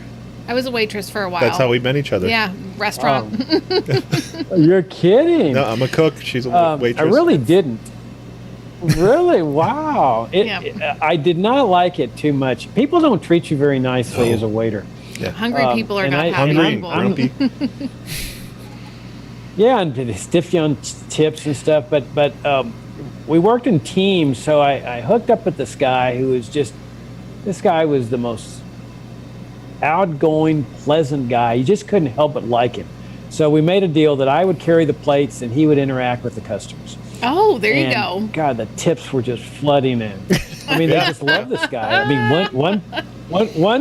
one couple left him a joint one time as a tip. You know, it's like, wow, this is how he was connecting with people. Yes. Wow. That's fantastic. Yeah, that's our whole show. She talks to people. I made a lot. Carry the plates. Yeah. You do carry all the plates. He carries all the plates. So really, you were a waitress and David was a cook? Yep. Yeah. Yep. At the same place? Yep. Yeah. A little family restaurant chain called Eaton Park. It's up, around Pennsylvania, Ohio, West Virginia, area. And yeah, at first he was in the dish room and I was a hostess. So, but then he went back to cooking. Graduated. And then I went to waitressing. So I would always see him through the window, and I'm like, hello. But y'all weren't married? No. No. Were you married at the time? No. That's so how did you get complaints about the food, Mary? No, I didn't. No, but I would go back there and say like, hey, like my customers, they're kind of wondering about the food, and I'm the face of the food you're making, and if it's taking too long, I'm the one who's going to get yelled at, Like, so you're in line. Mm-hmm. But we always had that professional relationship at work. He's like, hey, you know what? I'm sorry, babe. I love you, but you're another waitress here. Put in a check. You don't get special treatment. You don't get special treatment. But you did get heart-shaped pickles on your lunch. He did make heart-shaped pickles for me from my grilled cheese sandwich. So that was, I do. I got to share with you a story of my Glory Hole Mine Company days. This was great. So there was a waiter there named Ruben who was from Argentina. Very distinguished guy. I mean, and he was about late 30s, early 40s. Long experience waiting tables. So we had a dish called shrimp and rice, where they had the shrimp on the bed of rice. So, and this is a high class restaurant, and so he serves the dish, and they call him back. It was a couple, and they say, "Look," and there's a hair sticking out of the rice, and the chef was a hippie. The guy had long hair. Oh. So Reuben grabs the end of the hair and starts pulling it. Oh, no. And it goes real long, and he pulls it all the way out. And he goes, is there anything else I can do for you? Well, of course, they stormed out, and he comes back in and tells us that, and we were on the floor laughing. We just can't stop laughing. You were going to get a tip from them anyways. The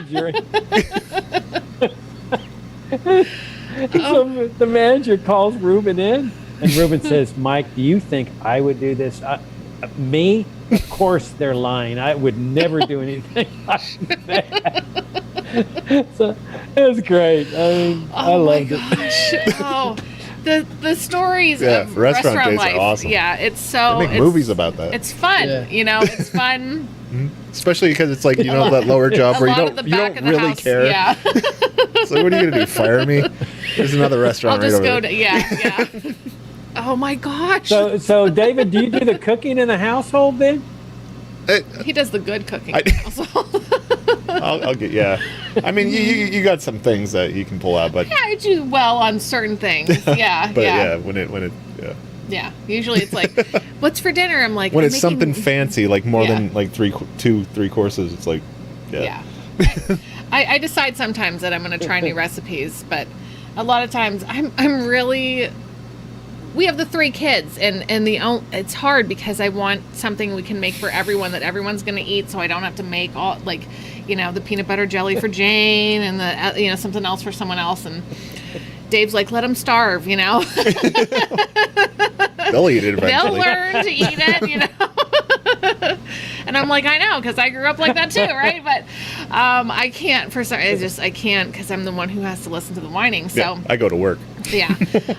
But yeah, I found that like breakfast is a really good dinner. Like breakfast, like good. Everybody likes breakfast. Like pancakes or French toast with eggs and bacon and sausage and hash browns and toast. And so I'm like 3 nights a week, I'm probably making some kind of like breakfast burrito, or I just made like breakfast sandwiches last night for dinner because everyone's going to eat it and it's pretty healthy. And, and I've even served broccoli on the side of like scrambled eggs and toast. They'll eat it. Yeah, because my kids will actually eat broccoli. They really like steamed broccoli. So that's awesome. Yeah, but Dave he's the one who's like, I'm gonna bread this chicken, and I'm gonna do we're gonna have a carb, a meat, and a vegetable, and a whole meal. Get the steaks, grill the steaks, all that kind of stuff. But I'm like, who wants oatmeal?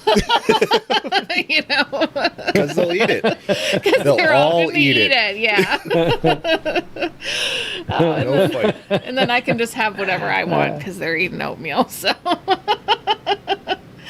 I tell you what, Ryan awesome. is he really wants to know. And we don't know how to work this in. And I'm just going to say it because you know why? This is just so, you're so much fun, Jacob. Oh my gosh, thank you for being here.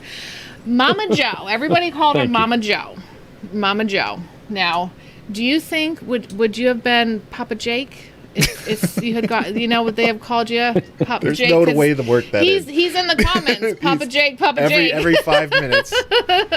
Tell him the Papa Jake thing. I mean, I don't know, but I kind of like it. Oh, see? You might have I've never heard that before, but kind of like it. You might have started something there, Ryan. And Hell yeah. People have been commenting on the books behind you. Now you have written books, but what are your like favorite things to read? What are some of the books you really like to read? Well, I mean, over the course of my life, I mean, the libertarian books have been my favorites. Yes. I mean, Ludwig von Mises is my favorite economist. I've read most of what he's written, and Bastiat, I just was enthralled by Bastiat, and so I read all his books, and Henry Hazlitt, Economics in One Lesson, all the fee books, Leonard Read, the founder of the Foundation for Economic Education. I once wrote an essay that was published in the Freeman, their magazine, called Leonard Read Changed My Life. And he did. I mean, Read was the guy that really changed my life, that caused me to go into the libertarian movement. Yeah, I mean, these are all Rothbard, Ayn Rand. These are some of my favorite libertarian books. This is just part of my library. Over here, I've got all my Austrian books, Austrian economics. And so, I mean, that, you know, I don't read those as much anymore. What I do now is I mostly read stuff like on the national security state, the Cold War. I find that fascinating history, the Cold War, the Kennedy assassination. I used to think that the New Deal era of Roosevelt was the most fascinating period because it was such a sea change in the way America was, you know, with paper money and nationalization of gold and so forth. But the Cold War supplanted that. So most of my reading now is on the national security state and the Cold War. Yeah. Along with all the stuff that's going on today, you know, the war on terrorism, Assange, Snowden, the surveillance state. Right. It's just, yeah. So, I mean, I can't get enough in terms of reading about everything that's going on with this government. It boggles the mind. Do you ever binge watch anything? Is there anything on Netflix, Hulu, or any of the streaming services? Do you have leisure time, and do you do you leisure have free things? time? Because we found that a lot of people we talk to just they don't have free time. And they enjoy their what they're doing. No, the COVID thing has really changed my life because we don't go to work anymore, and work comes. And I loved going to work. I mean, I loved interacting with, you know, there's three of us in the office, but they're not interested in going back, and so we figured everything out to office from home, and we've made it work. So that's freed up a lot of time in terms of commute time and so forth. So I watched some TV. Ozark, I love Ozark. I love Better Call Saul. If you guys haven't watched those, I highly recommend it. I feel bad. I've watched Ozark. We started Saul. Dave gets this way where he doesn't, like, we get to the last episode of a season and he's like, I'm done. And then I'm like, I can't just watch this by myself. You know, now we're in this together. Yeah. So, I've had like one of my friends Game of Thrones DVDs for like 2 months now, and I just stopped watching it. If I had it my way, we would binge watch it until it was over, you know? But I'm just like, I'm not in the mood, and I'm never in the mood. I'll just watch a bunch of 5-minute YouTube videos all night and then go to bed. Yeah. I don't know. That's fascinating. No, I'm a binge watcher. If I start liking something, I'm going to watch it to the end. Yep. And I feel like Game of Thrones is one of them. I loved Game of Thrones. We're only in season 5, so no spoilers, please. That's where I stopped. I'm just like, I can't commit. I don't know. Well, a whole, like, that's 45 okay. Season 5 in what? To it. Season 5 in Game of Thrones. You committed to me. To marriage. So if you can't commit to a TV show, I'm okay with that. That's fine. All right. But yeah, Ozark and just all the shows that are kind of wrecked now, like we're having to wait a longer period of time because of COVID, you know, and stuff coming back and they're wearing masks and stuff. I'm just The Witcher. The Witcher. Did you watch The Witcher? Oh no, I haven't heard of that one. So good. Wow. So Yeah, I feel like Game yeah. of Thrones. It's a little like more quirky, but it's on the same vein. I get them mixed up when we were watching them together. Really good show. Oh wow, you've given me something good to watch. This is fantastic. The Witcher. Well, did y'all say you watched Ozark? I did. Yeah. Are you Ozark fans? I am a huge Ozark fan. Yep. Yeah, that's. I'll go back and watch it all again. that's just awesome. waiting for the next season to come out. Yeah, I just read an article said that they're hoping to shoot for the summer to start up again. Oh, to start! Oh my gosh! Yeah, and then oh you my gotta gosh! So I will wait though. I'll wait. And then I just have to find more shows to fill in the void. Did you watch Tiger The King? biggest change in my life. Oh, I'm sorry. Go ahead. No, I heard a lot about it. It's all right. I was shifting gears. Well, It was what America needed in that moment. It's what we all needed in that Right now, time. it probably wouldn't be as good. Of, you know, COVID just started, things were shut down. We needed Tiger King to pull us through, you know. So I kept hearing people talk about how good it was, and I just couldn't get into it. now I feel like. Did you see Breaking Bad? Yes. Yeah, she forced me into that one. I had to like muscle through the first few episodes, but then it was fun. That's another one. I started watching. I was in season 4, and I'm like, Dave, I'm going to start over. Please watch this with me. You will love it. But it's just like the first few, it's like so. I don't like the anxiety of like, but then it got fun. Yeah. And then It did, got Yeah, I then thought it it got was one of the best. I think it's the best ending I've ever seen in a series. I mean, they wrapped Really? up everything. Yeah.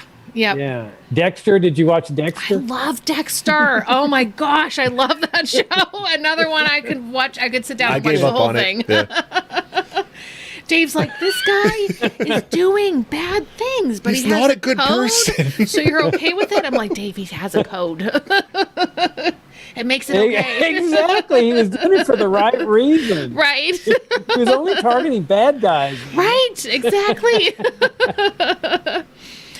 Oh, Kirk says horrible end on Dexter. That was a rough one. I'm not sure how I felt about that one. Did you watch The Sopranos? Because everybody talked about The Sopranos Never watched ending. one You episode. know, that's one that. I mean, we did watch that. Yeah, we It was binged that. actually a really good show. I liked it. And kind of awkward because I watched it with my parents mostly. Yeah, that is A lot awkward. of weird scenes, but really, actually, That's when a your really mom good started show. dropping more F-bombs. Yeah, my mom was, she's like, I'm having these weird dreams and I'm swearing in my dreams. And I'm like, because you're watching Sopranos and that's all they do is swear. Oh, but it was good. But the ending, again, it was a weird. Mike says Dexter's coming back for a season. Dexter's coming back for a season. Really? Wow. Well, that'll be fun. That's very interesting.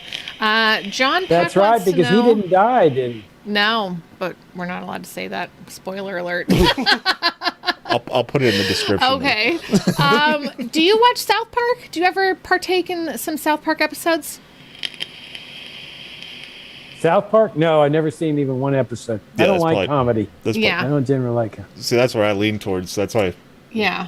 And the thing is, like, they take all the stuff that's going on in the world right now, and they really just tear into people with their cartoon comedy. It's super, super, super vulgar, but it does have a lot of really good messages, and I think they kind of lean libertarian. Yeah. Like, there's always that quote, that meme where it's like, I hate liberals, or I hate conservatives, but I really hate liberals. The creators.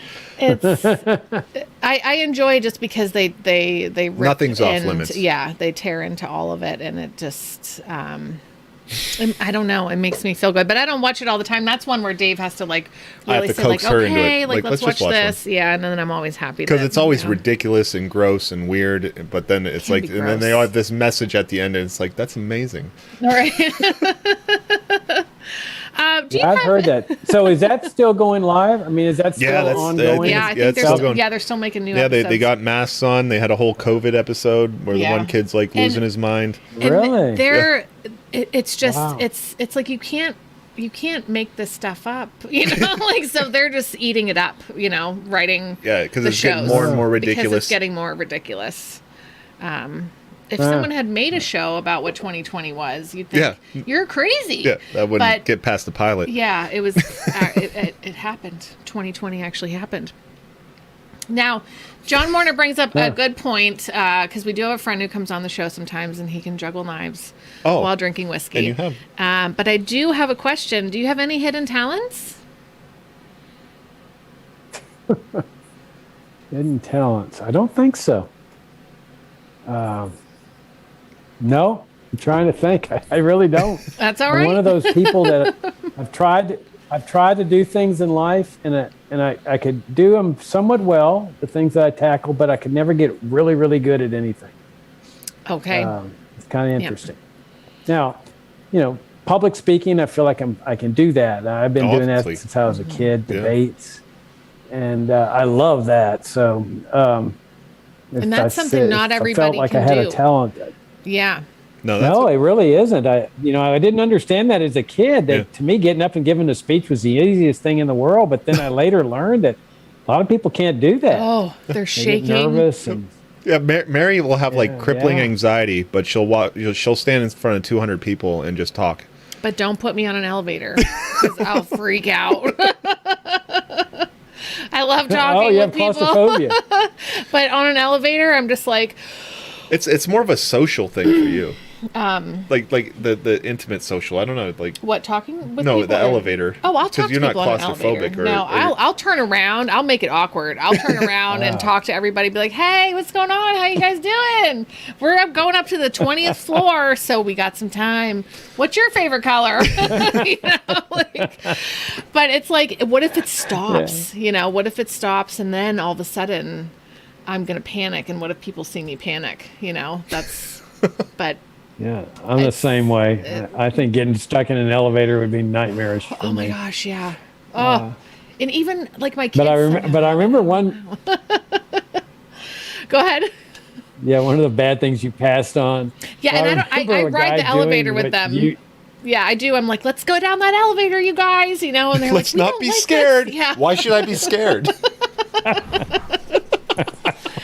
But see, I'm not the only person. Well, I remember I was in a packed elevator once, and the guy gets on at the last minute. It's packed, so he's facing everybody, and his back is to the door, and he's tall, and everybody's real quiet. Nobody talks in an elevator. Everybody's real quiet. So as it starts moving up, he looks around at everybody, and he says, "I guess you're wondering why I called you here today."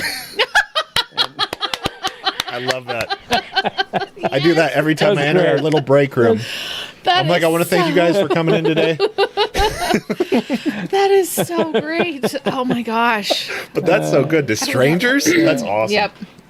Oh yeah, exactly. Well, everybody cracks up, of course. Of course. Really makes that breaks all the tension. Breaks all the tension. Yeah, because elevators are such a weird place to be, and that's why I'm like, I'm just going to make it even more weird. How about that? And then standing there in silence isn't going to feel so awkward, right?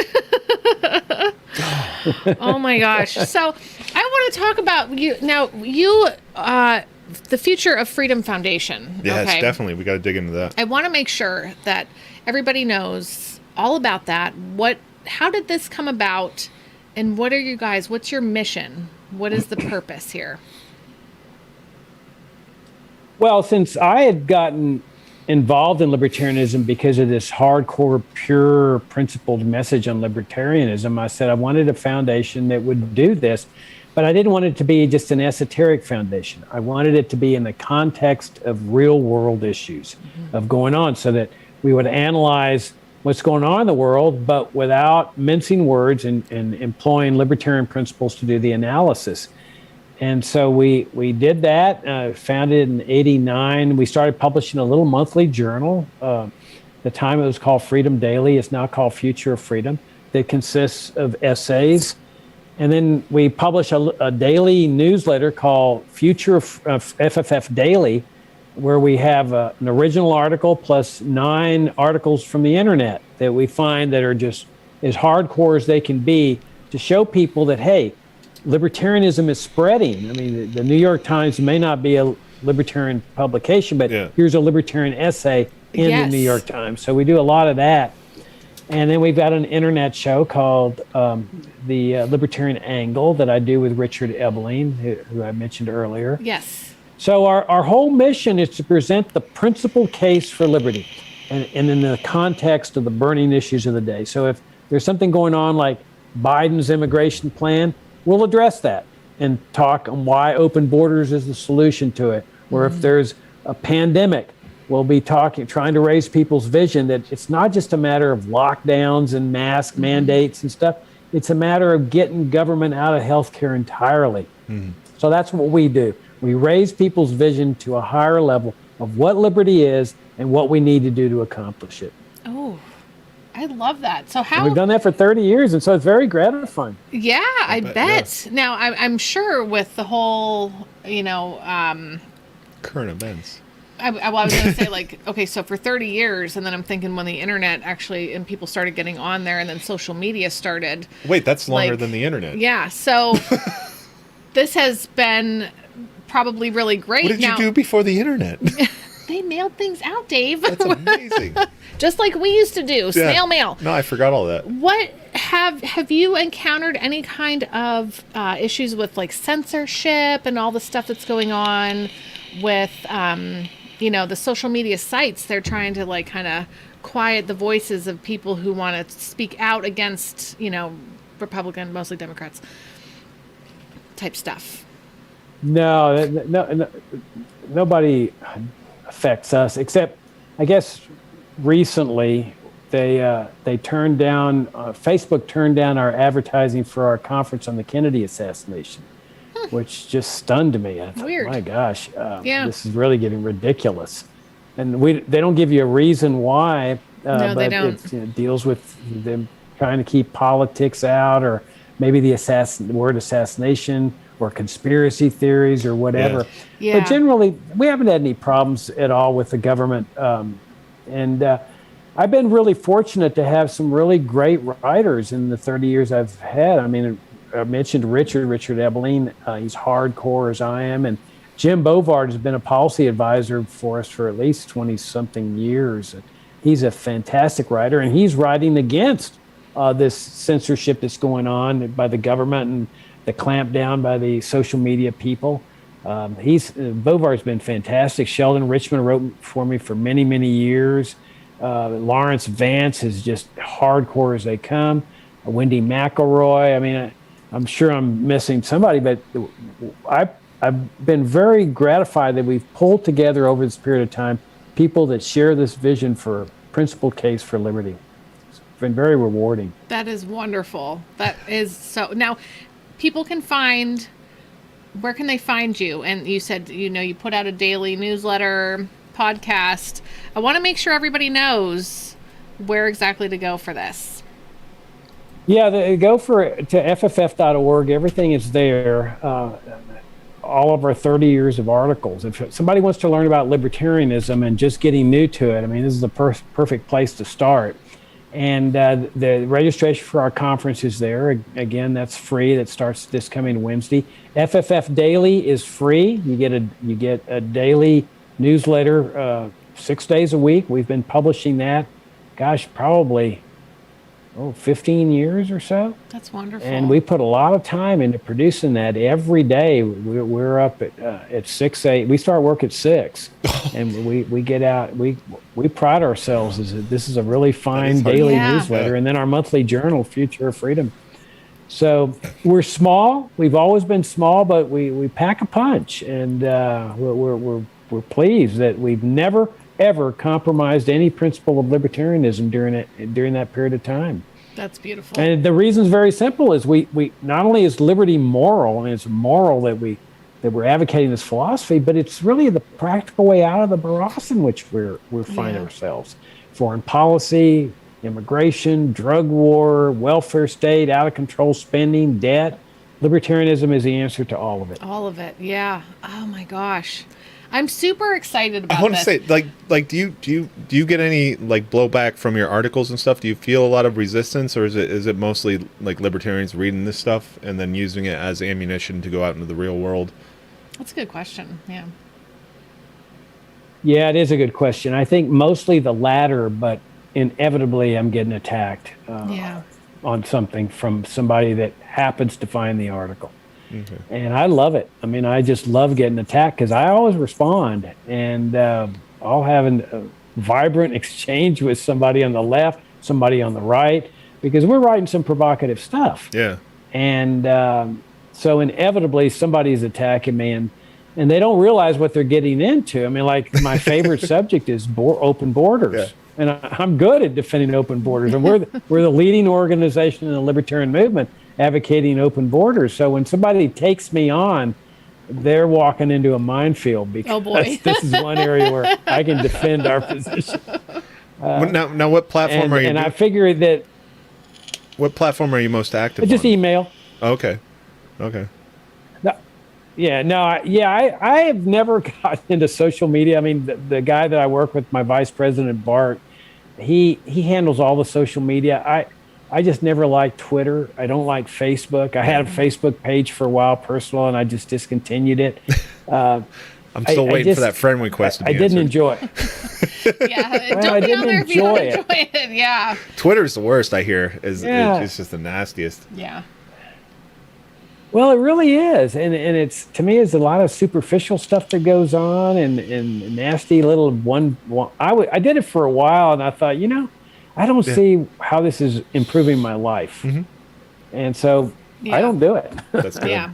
I write a daily blog. I should mention that too. I've written a daily blog for probably 15 to 20 years. I write every day, 5 days a week, and it's a regular article. And I love it. I mean, I've learned that if you write, the more you write, the better your writing becomes, the clearer it becomes. And if you don't write for a while, things get a little cloudy. Yeah. And so I've written every day for 5 days a week for years, and I just love it. I mean, do you write first thing in the morning? Out of things to. Do you get up how does that work? No. I look for articles first to include in our email, our FFF daily, and that's what Bart does too. We're scouring. Yeah, he's looking in one set of publications. I'm looking in another set, and we pull together the top 10, and then I start writing my article right after that. Wow. And while I'm reading the newspapers, I'm looking to see what's going on to see if what I want to address that morning. So a lot of times I won't know what I'm going to talk about till I read the paper. Yeah. And if you don't, or who the person who works with you who does the social media, if they haven't heard of Float, FLOTE, yeah, that's our new favorite place. They have no censorship. Like there's no you aren't gonna you can talk about things and they're not gonna take it down. So if they ever want to check that out, I think it might be also a good resource for you guys to go look at and see about pulling some stuff too. Like, because there are some really fantastic pages that have moved on from other social media platforms. They've got banned from. Yeah, got banned, so that's why they moved on. But because and they were getting censored. FLOTE. .app. Okay. Yeah, and you can do it right on your computer. It's still beta, but it's freedom over there. They're still new. They're working on stuff, but they're constantly working on stuff, and they're right there for you if you have any questions. They're fantastic. We've had them on the show to talk to them and stuff. They're really great. So, have somebody check that out, because you guys might really, enjoy that over there, because then you can freely share or find stuff that maybe isn't, necessarily shareable on other platforms, John Warner Mines. Right. Well, especially nowadays. Yes. Yeah, now, the guy who's really doing great work in this area is Glenn Greenwald. Have you all ever read any of his stuff? No. The name sounds familiar. He's a leftist, but very principled leftist when it comes to civil liberties and the First Amendment. He was the guy that helped Snowden release the documents. And he was part of that documentary that got the Academy Award and stuff. Yeah. He's a fascinating history. He would start out as a lawyer, and got disillusioned and moved to Brazil, or went to Brazil to chill out. And he ends up living there, and one of the most courageous guys. And he's been writing a lot lately. He helped start The Intercept and left there recently to write on Substack. Are you familiar with Substack? No. Apparently it's a platform where disgruntled authors that want to have the freedom to write go, and people pay a fee. Yeah. And Greenwald's pulling in about $300,000 because of his column off subscription. Nice. Oh my gosh. Oh, Gary. But he's been writing a lot about this social media thing. I bet. Yeah, I'm going to so write he's that been- down too, because that's very interesting. Yeah, Greenwald's worth keeping up with. And we're getting a lot of So positive I'm sure comments. that it came to mind when you mentioned float. No, I'm that's sure great. he's, No, that's he's probably- fantastic. Yep. And that's cool because, like, we learn so much from our show. Yeah, Because we lean Dave and into I, our we lean- ignorance so that we can be it's like, taught. I don't know everything. I don't know a lot of things. So, And then hopefully our viewers learn something too. yeah, I like to learn from the people that we get to talk to. And this has been Oh, that's so awesome. much fun. I want you to come. Will you come back on the show and hang out again sometime? Just chill out. I would love it. Okay. Are you saying that it's over? I thought we It were gonna doesn't stay here have all to be. night. I mean, Do you- we do you got to wanna- taste this wine that we made Do you want to watch us try this wine that we made? You're welcome. because we to promised hang out. everybody. We made this And wine. so y'all didn't ask me the most. You didn't ask me the most critically important question, though. Is how has COVID changed my life? And COVID changed my life because I ended up with a housemate. I'm single, and I ended up with a housemate because of COVID. Really? And her name is Cassie. Yeah. Cassie. And she's in bed right now upstairs. She goes to bed earlier than I do. But she is my 9-month-old now golden retriever. Okay, I was gonna say I know what's going. We got a lot of viewers who are gonna make you drag it Oh out my of bed right now. gosh. Oh, it's been awesome. It's just been awesome. So that, ask me, what do I read these days? I read dog training books. I watch dog training videos. I'm training her myself. Yes. Yep. And Yep. In the last month, it's been fantastic. Yep. In the last month, I've gone leashless with her in the woods. I got her trained to recall, to come to me. And that she fun? is having the time of her life. It's so- to see the joy of a dog Mm-hmm. running around without a leash on Oh yeah. in the woods. Yep. It's so rewarding. And training. She's a whole training different her person. yourself, is really something. Yeah, train her It takes myself. a lot of Yeah. you gotta Yeah, just Yeah. like training a kid. Training again.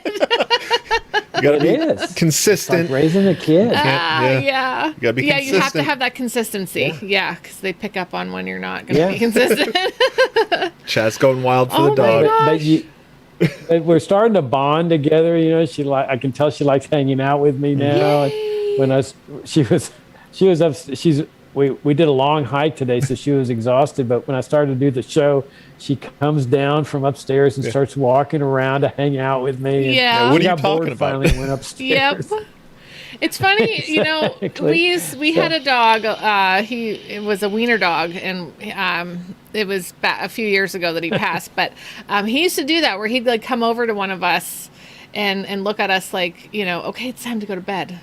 Oh yeah, he couldn't handle us try to, not being in bed. When Yeah. he's like, I want to He's go like, to sleep, I'm ready for bed, but I can't miss out on what you guys are doing out here. Yeah, it's like, I want to see what you're doing, but I'm Exactly. tired, so you guys should come to bed. He doesn't want to miss out on something. Yeah. Oh my gosh. So how what happened to that wonderful. wiener dog? What happened to him? Well, He got old. Yeah, he got old and sick. He lived to be 13, but just after a certain point, Oh, wow. he couldn't walk anymore. He got I forget what it was called, but his stomach became distended, and he couldn't hold up his legs, and then he couldn't go to the bathroom. He would just lay there, and it was hard. Yeah, but he was a good pup. He was a good dog Yeah. for many, many, many years. Because and wiener dogs are tenacious. Yeah. But we trained them good, at the beginning. And do all the little tricks. he was a and good dog. Yeah, he did all. watched the dog whisper. Well, My that's sister the downside to having a dog. Yeah. I know. The kids want Oh, a by pet. that guy. What's his name? Caesar. Caesar! Oh. Yeah. Yeah. Milan. Yeah, Caesar Um, Milan. yeah. Yeah. We have fish now. We have fish. That's all we can manage. like, we got kids. But the kids, they're like, can we have a cat? Can we have a dog? And it's like, how about hermit crabs? Yeah. Let's check out hermit crabs. You want a turtle? But how old are your kids? 11, 7, and 6. So okay. I told them. They're old enough to take care of a dog, but yeah, we don't know if they're able to. But I was like, listen, once once you guys keep all your stuff off the floor I said 60 days. Yeah, 60 days. Just pick up your stuff. And you can have a puppy, and they couldn't. We'll get a cat. How about that? Yeah. Because I didn't want another chore. No. But they couldn't even. Gosh, no, y'all are they're so. just like, I'm so glad you're not my parents. Yeah.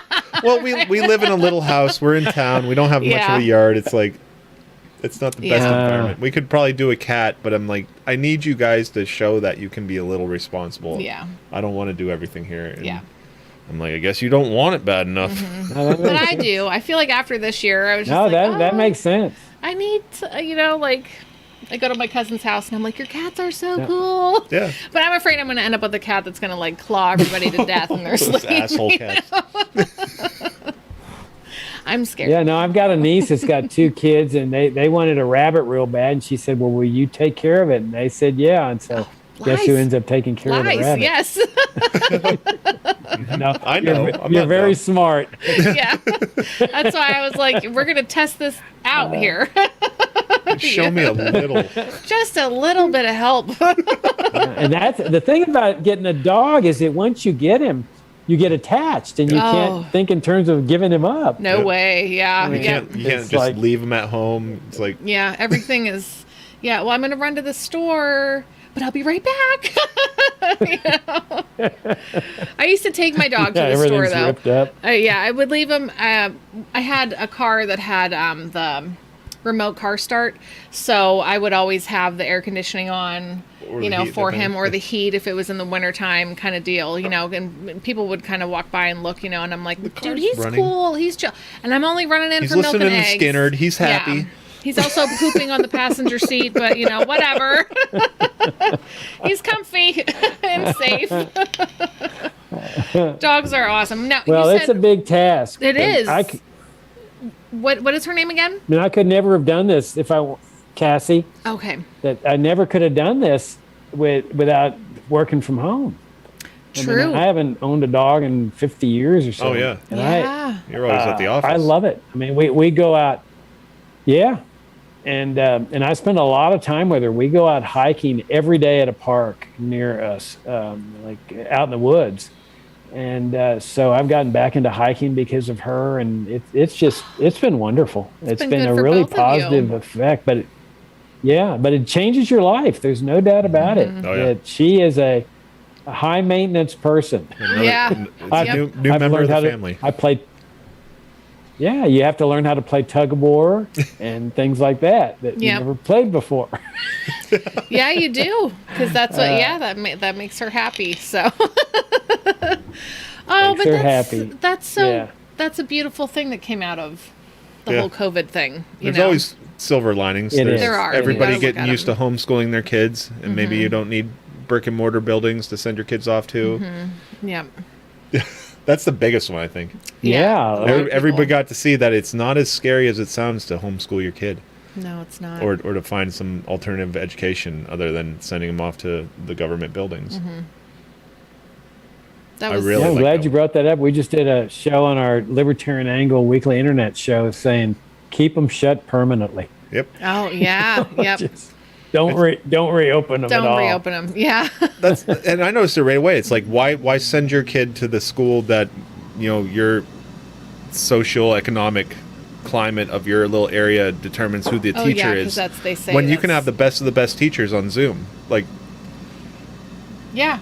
And there's so much free stuff too on the internet, like where if you don't want to buy a curriculum, because there's so many out there and they're so expensive, but there's so many different and free things that people put out there. You can get a whole college education. Yeah, and like Ron Paul has one. I think they charge a little bit now, but Khan Academy is another one that's free, and they have. I mean, it's like all ages, and you can find something.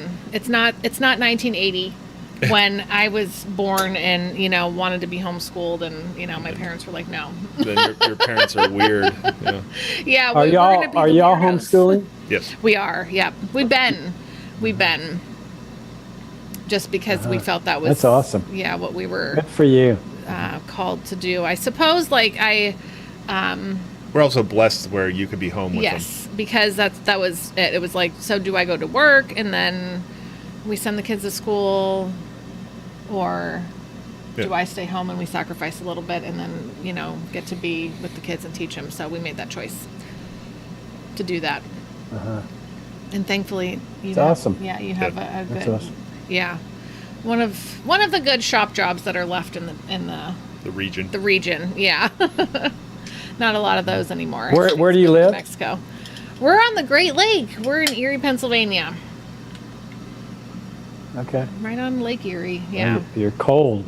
Freezing. No, we're Freezing. cold. That's why I'm wearing the hat. I'm inside. It's we're in chilly our down here. basement. It's I cold. noticed. Yeah, we're in the basement, so it's a little chilly. It is a little chilly. It's not actually a bar. This is all green screen. Yeah. Dave made our background and everything. He loves doing that kind of stuff. So we just have fun. That's and, awesome. Yeah. We like hanging out with people and getting to know folks.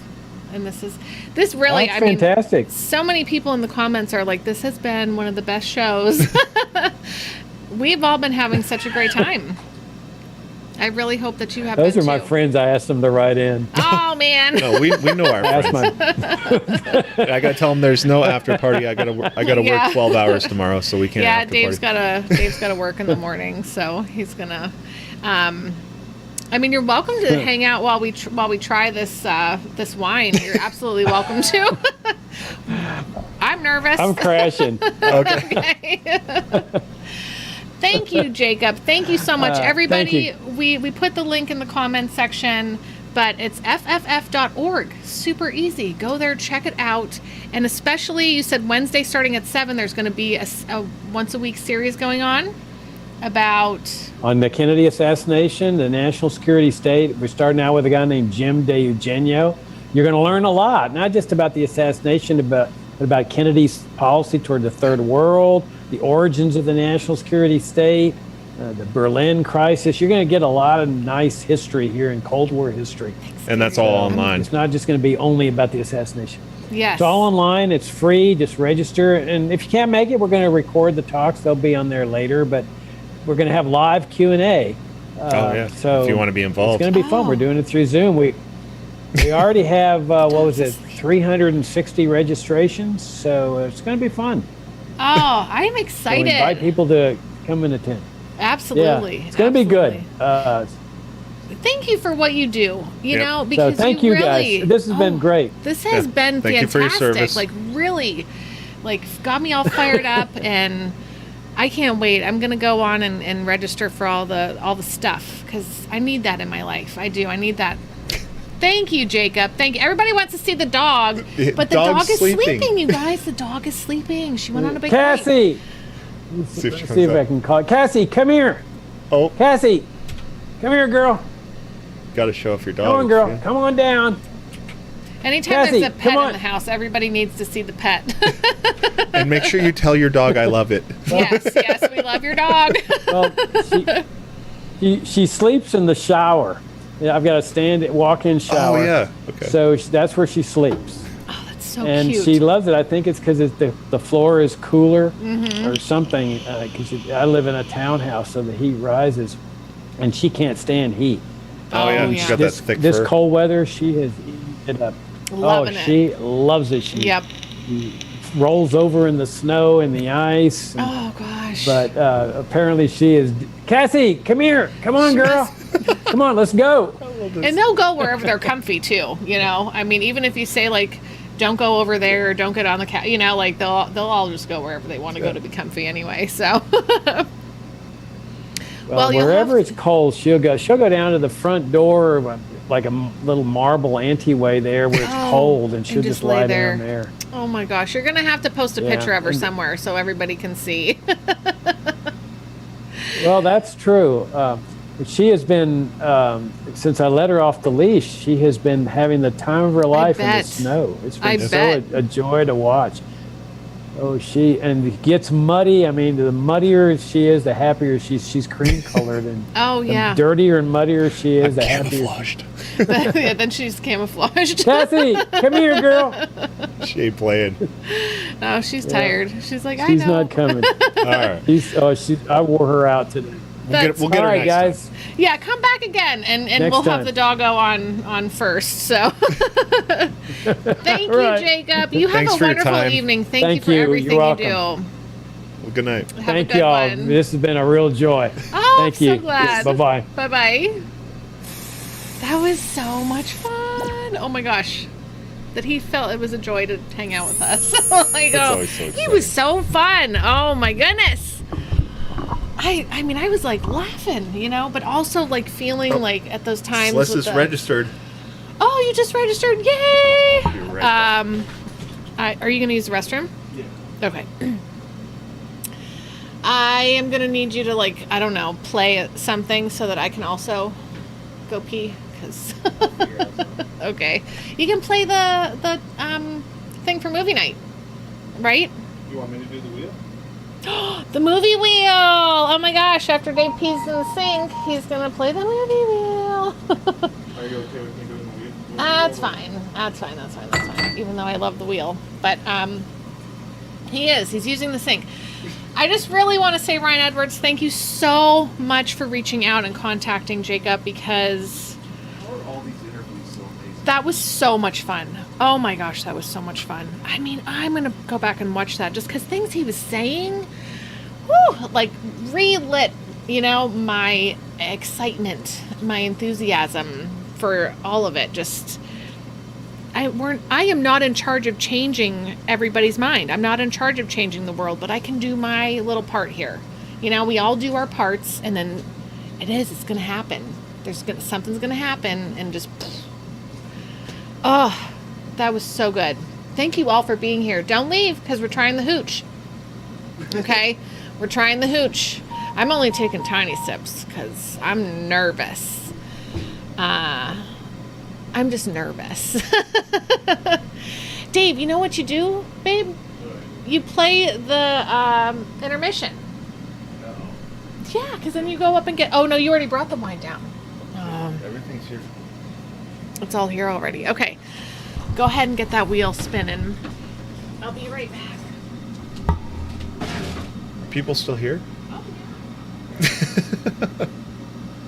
I'm kind of, I don't know. I'm kind of worried about the cider. We started that 2 days later. It's a gallon instead of the little juice boxes or juice containers.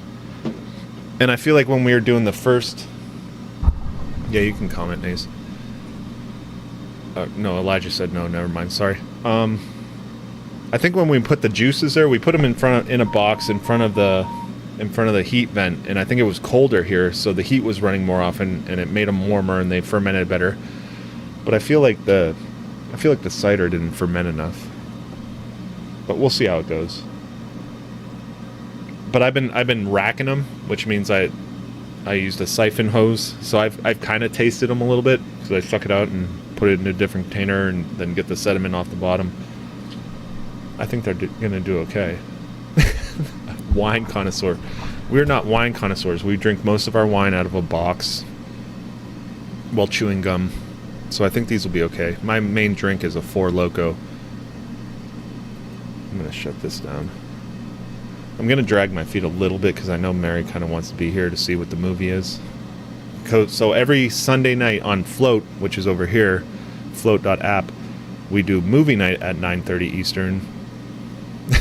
Which wine pairs best with So Loft and Tears? And so we were picking movies. People would, I'm not Zoom linking. Zoom's done. I gotta go to bed.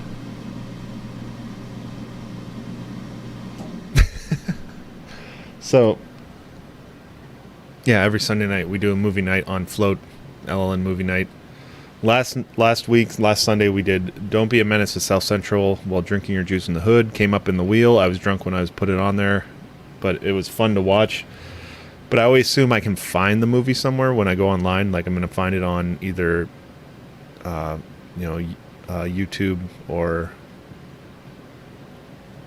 or Netflix or Hulu or at least Amazon. And the last thing I got to was Amazon, and Amazon said that's not available in your area. And I'm like, I know I have this movie somewhere. So I dug through my boxes over there and I found it on VHS. So we drug out a VCR and we hooked it up to the computer and we watched Don't Be a Menace on VHS, which actually gave it a lot of character. It was fun.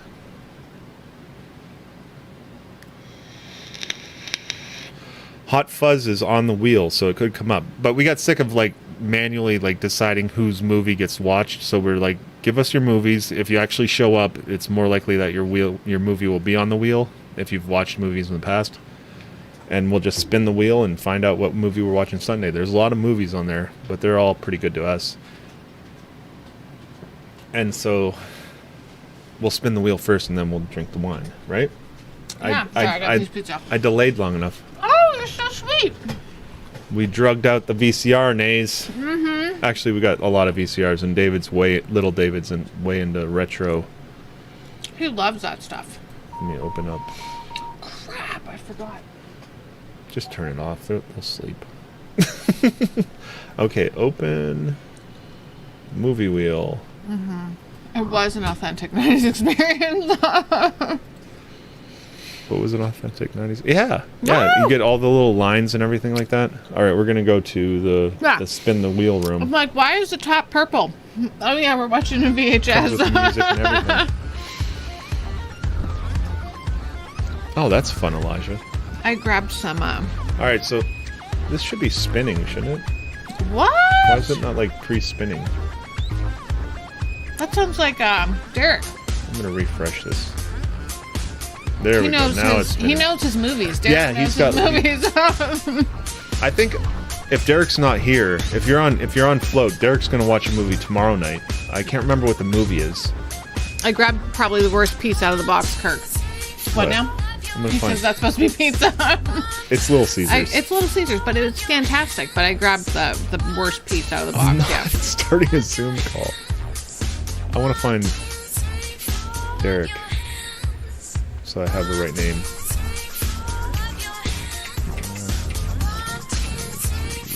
Anybody? Oh, there it is. Okay. That's who we're looking for. So he's going to do a movie night tomorrow night. And he's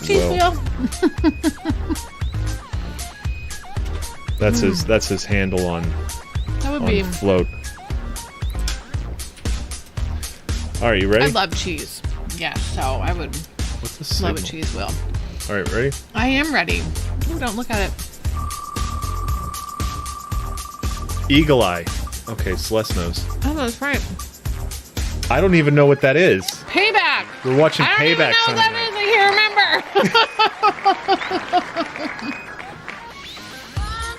Somebody told me what that is. So the movie night for Sunday night on LLN. Somebody recommended it. We're watching Payback. Let's see. Someone is gonna. Let's see. Payback. Lynn Baker's Exketit. Payback movie. In Lake Flint and or our man Flint. Yeah, we're open to a lot of stuff. Oh, it's a Mel Gibson one. Oh, Mel Gibson wins, says Maze and Carl. All right. Oh, I remember that movie. Boy, that was a long time ago. Yeah, 1999. Oh, we watched the preview, I feel like. I could be lying. Yeah. All right. I'm going to get out the wine glasses. All right, well, that's going to be fun. Because, Mel Gibson is a good actor. You just don't want to know him in person. Thanks, David. Thank you. Yeah, I've been learning. I'm almost into a backup stream where if this one crashes, and that's why I ruined this stream in the beginning. Oh, thanks, David. All right, let's go back to the bar. Okay. We're going to try this wine that we made. Yeah, okay, so I'm gonna promote it even though we haven't tried it yet, but I've kind of tasted it and I think it's something nice to have on your little prepper shelf. They're just little packets that you can dump into. We did it last week. You can dump it in any juice container, and it makes wine in 5 days. It makes wine. Yes. If you're a wine connoisseur, it might not be your thing. If you drink Four Locos, it might be okay. I'm thinking it's going to be okay. So what should we start with? Welch's, Concord Grape, Ocean Spray.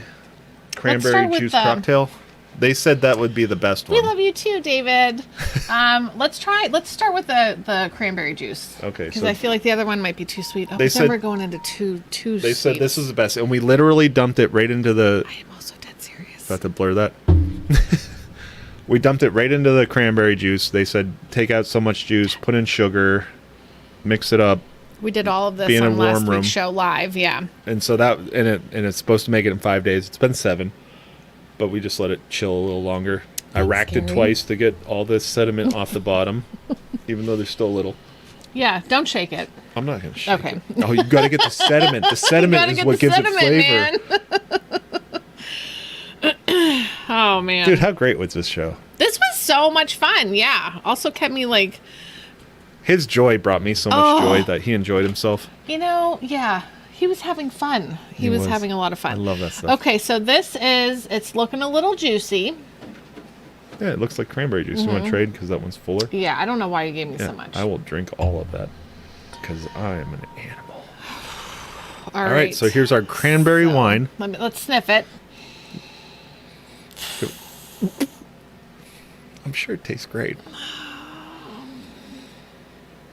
I don't know what wine's supposed to smell like, but I don't think it's that. Sorry, Brewsy guys. I'm going to put their link up, even though, it's alcohol. And that's going to be a commercial for it so we can have it on. I'm not talking about Brewsy. I'm talking to Dadman right now. About what? He said, Mary, you telling Hornberger about LM5D made me cry. Oh. So sweet. And you did, you meant it. I did. I love that group. It's amazing. It gives you all those warm fuzzies. It does. Like, when you see and then when the people come back and tell you, like, show you what happened to their lives and how you affected it, and they are literally crying, and then you're like, it's like, I gave 5, I gave 20, I gave 10, and I made a difference because all of my friends did it with me. It's awesome. That doesn't smell good. It does not smell good. Don't sniff. 5-day wine.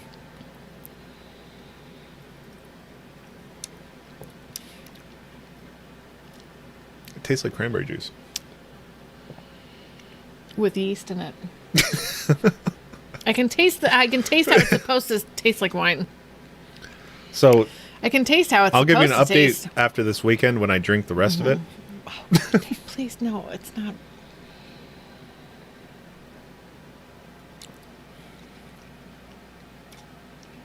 Thanks, Tim. Thank you, Tim.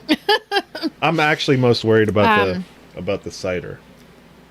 I feel like it's tart. It's tastes not like bad. It tastes winey though. It has like that. It smells weird. It doesn't taste as bad as it smells. It doesn't taste like straight cranberry juice though. It tastes better than it smells. You should be gonna sleep on the couch tonight just in case. I can throw up anywhere. It's fine. I can throw up anywhere. Okay. All right. So we're moving on. Also, we don't know what the alcohol content. I think they said it was supposed to be like around 15%. Yeah. Why are you? But we didn't adhere to the temperatures. The Dickens cider. Good night, Mark Anthony. Thanks for hanging out. I hope you enjoyed the show. Dickens cider. Yes. I said it too. All right. You need help? Oh my gosh! No. Okay. No. No, I just for the next one. No, give me your beer glass. There's beer in there. I know, give it to me, please. You're not going to put wine in my beer glass. I'm not going to put wine in your beer glass. What are you doing with my beer glass? Give me your beer glass, please. You need a chaser? No, I'm going to put my beer in your beer glass and then put wine in my beer glass. It smells weird. It doesn't taste as weird as it smells. All right. Go ahead. Hit me with the next one. All right, so we're doing Welch's Concord Grape.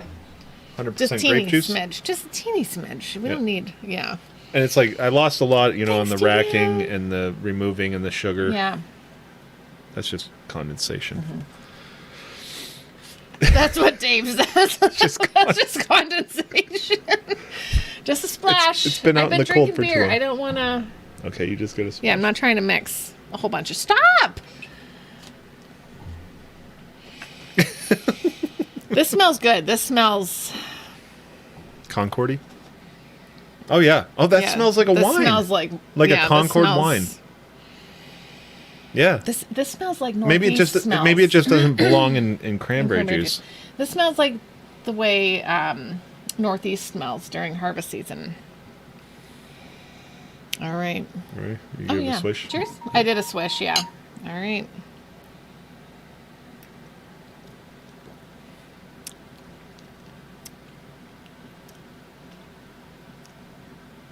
It's pretty good.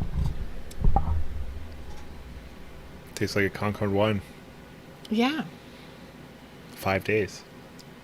We're not wine connoisseurs. No. I kind of get that right here. I mean, I'm just being honest. Like, nothing against the Brewsy people. No, go for it. And maybe it's our fault because We you didn't know, have it in the temperature we didn't have it in controlled. the exact temperature controlled space, you know, so maybe come summertime we might be, or spring even, we might be able to do a little bit better.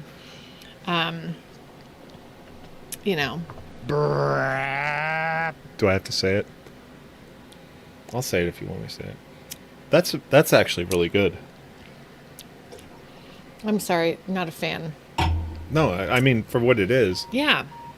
But I'm gonna give it another whirl. You know, maybe it's all that beer on my tongue. No, it's like you can taste like the grape skins. It's like very grapey. Mm-hmm. It's also almost as if it is has carbonation, but it doesn't have carbonation. You know, you've never heard of a Concord wine? Are you joking? You're joking. No, he's out in Fancyland. Oh, okay. You're in Fancyland. Yeah. No, Come. this is a whole different world. Dude, We oh make my we gosh. make the Welch's jelly out here, and then they take some of those grapes and they make wine out of it. It's more of a Yeah. sweet wine. There's tons of vineyards right down the road. About Like 20 Kirk minutes. said, they're not made for Yeah. wine, but we Yeah. do it anyways. Right. And then they do ice wine, like when it freezes over, you know, real quick, and then they, yeah. Grape skins have great must. Oh, all right. Don't overdo it with the cider. No, I'm not going to, because that'll give you Okay. diarrhea on its own. I'm so excited. I get to sleep with this man tonight. Woo! I'm the epitome of sexy. Even our 11-year-old is worried, like, No, I only racked Dad this might one, have a so there's a tummy little ache. sediment down there. yeah, there is. Yeah. That's fine. We just won't drink that part. So this one's... Brrrr. This I don't one's... think I've ever had the ice wine before. It's so Now, expensive everybody's for like, such a is tiny it- bottle? Is it, what is that called? Cider? No, what they do to milk. Oh, pasteurized? Yes, it is pasteurized. But apparently it'll just eat the sugar. Like, Brewsy packets don't give a fuck. Yeah. Like, they just eat whatever. What they if, said- what do we tell the kids that yeast eats the sugar and poops alcohol? Yeah. Right? like Brewsy, now I get all these Brewsy ads on my Facebook, and they're like, and they have a bottle of Mountain Dew there, and they're like, you can make wine out of Mountain Dew. And so I posted the GIF from Jurassic Park. It's like your scientists were so interested in whether or not they could, they never considered whether they should. Right. Got a lot of likes on that one. Oh boy. All right. Tiny smidge. Should we're we doing- we should do like a little here, hold on a second. We should do a quick cleanse of our cleanse? glasses. Well, I'm just saying Where's because the we're crackers going at? from no, not even in your mouth. Like just It's going in my mouth. the grape, you know, right. still sitting there. So this one- yeah. I feel like it didn't Grape is ferment everywhere. as well. It's more liquid. It didn't have the right heat. I tasted it, so I kind of know it's coming here. You're more than splashing. And I think you'll be all right with it. Splash, that's enough. Thanks, I love you. And then Oh, Jeff, yeah. we're gonna roll the dice and see who has to drink got the both leftover sides, glass. Jeff. It's Jeff. What is what's his face still here? Is Ryan still here? Joseph Ryan David, they're going to do new mattress. that he talked about being What are in we the talking military. And then you'd make that thing, that drink, and then whoever lost the game would have to drink it. Like That's not the bread they game, would, right? No, but like you'd put all kinds of Yeah. nasty stuff in there, like ugh, yeah. Okay, all right, let's see. What? Let's smell it first. Do you remember telling me about that, Ryan? What's Smells that like called? straight cider. Yeah, that smells good. It's going in my mouth. What is it called? Oh, the grog. Yes. Studios had some Yeah. grape drink. The motherfucking grape drink. That better be on our wheel. I forgot. Did they put that on there? I don't think it's on there. I didn't see it on there because I read them all. Really? Wait, I fixed all those things. I feel like something's All wrong. right, here we Something's go. amiss on the wheel. Small hangover tomorrow, Dave. It's just tiny. Ooh, yeah. I'll have military balls. Balls. What? Okay, we're just being silly now, yeah. Yeah, we got to the point. 11:30, the show ended. I don't know what you guys are still doing here. Yeah. It's got a little sizzle, Damn. but then it's just sweet cider. Yeah. That's why I said there's a lot of sediment at the bottom, and I think a lot of it was sugar. I think it should have fermented longer. Really? How long would you? I don't, because like I said, the heat stopped coming on because it got warmer out, so the whole box was cooler. Because Okay. those teas were like at like 80 plus, like Yeah. for the first couple days. Teas. The juices. The juices. Yes. I don't know. That's really tasty. Glory hole. Now, I don't know if he didn't know the reference. I'm like, that's a hell of a name. Yeah. He might have just glossed over that. I'm sure he's heard it before. Okay, I'm gonna just take one of those sip it.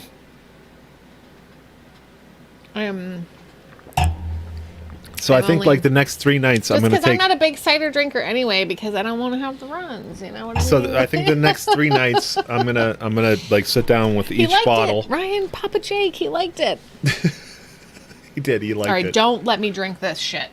Okay, this. Oh, that's the this is party drink, No, yeah. no. Dave, it has both wines and cider in it. Fuck off. You have to work tomorrow, right?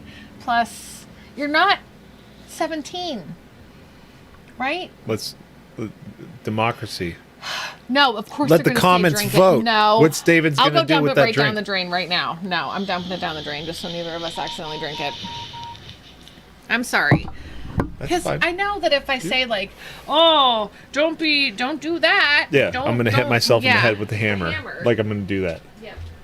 And then you did it though. I did it. Yeah, I did. Because you said I wasn't gonna do it. Head with the hammer.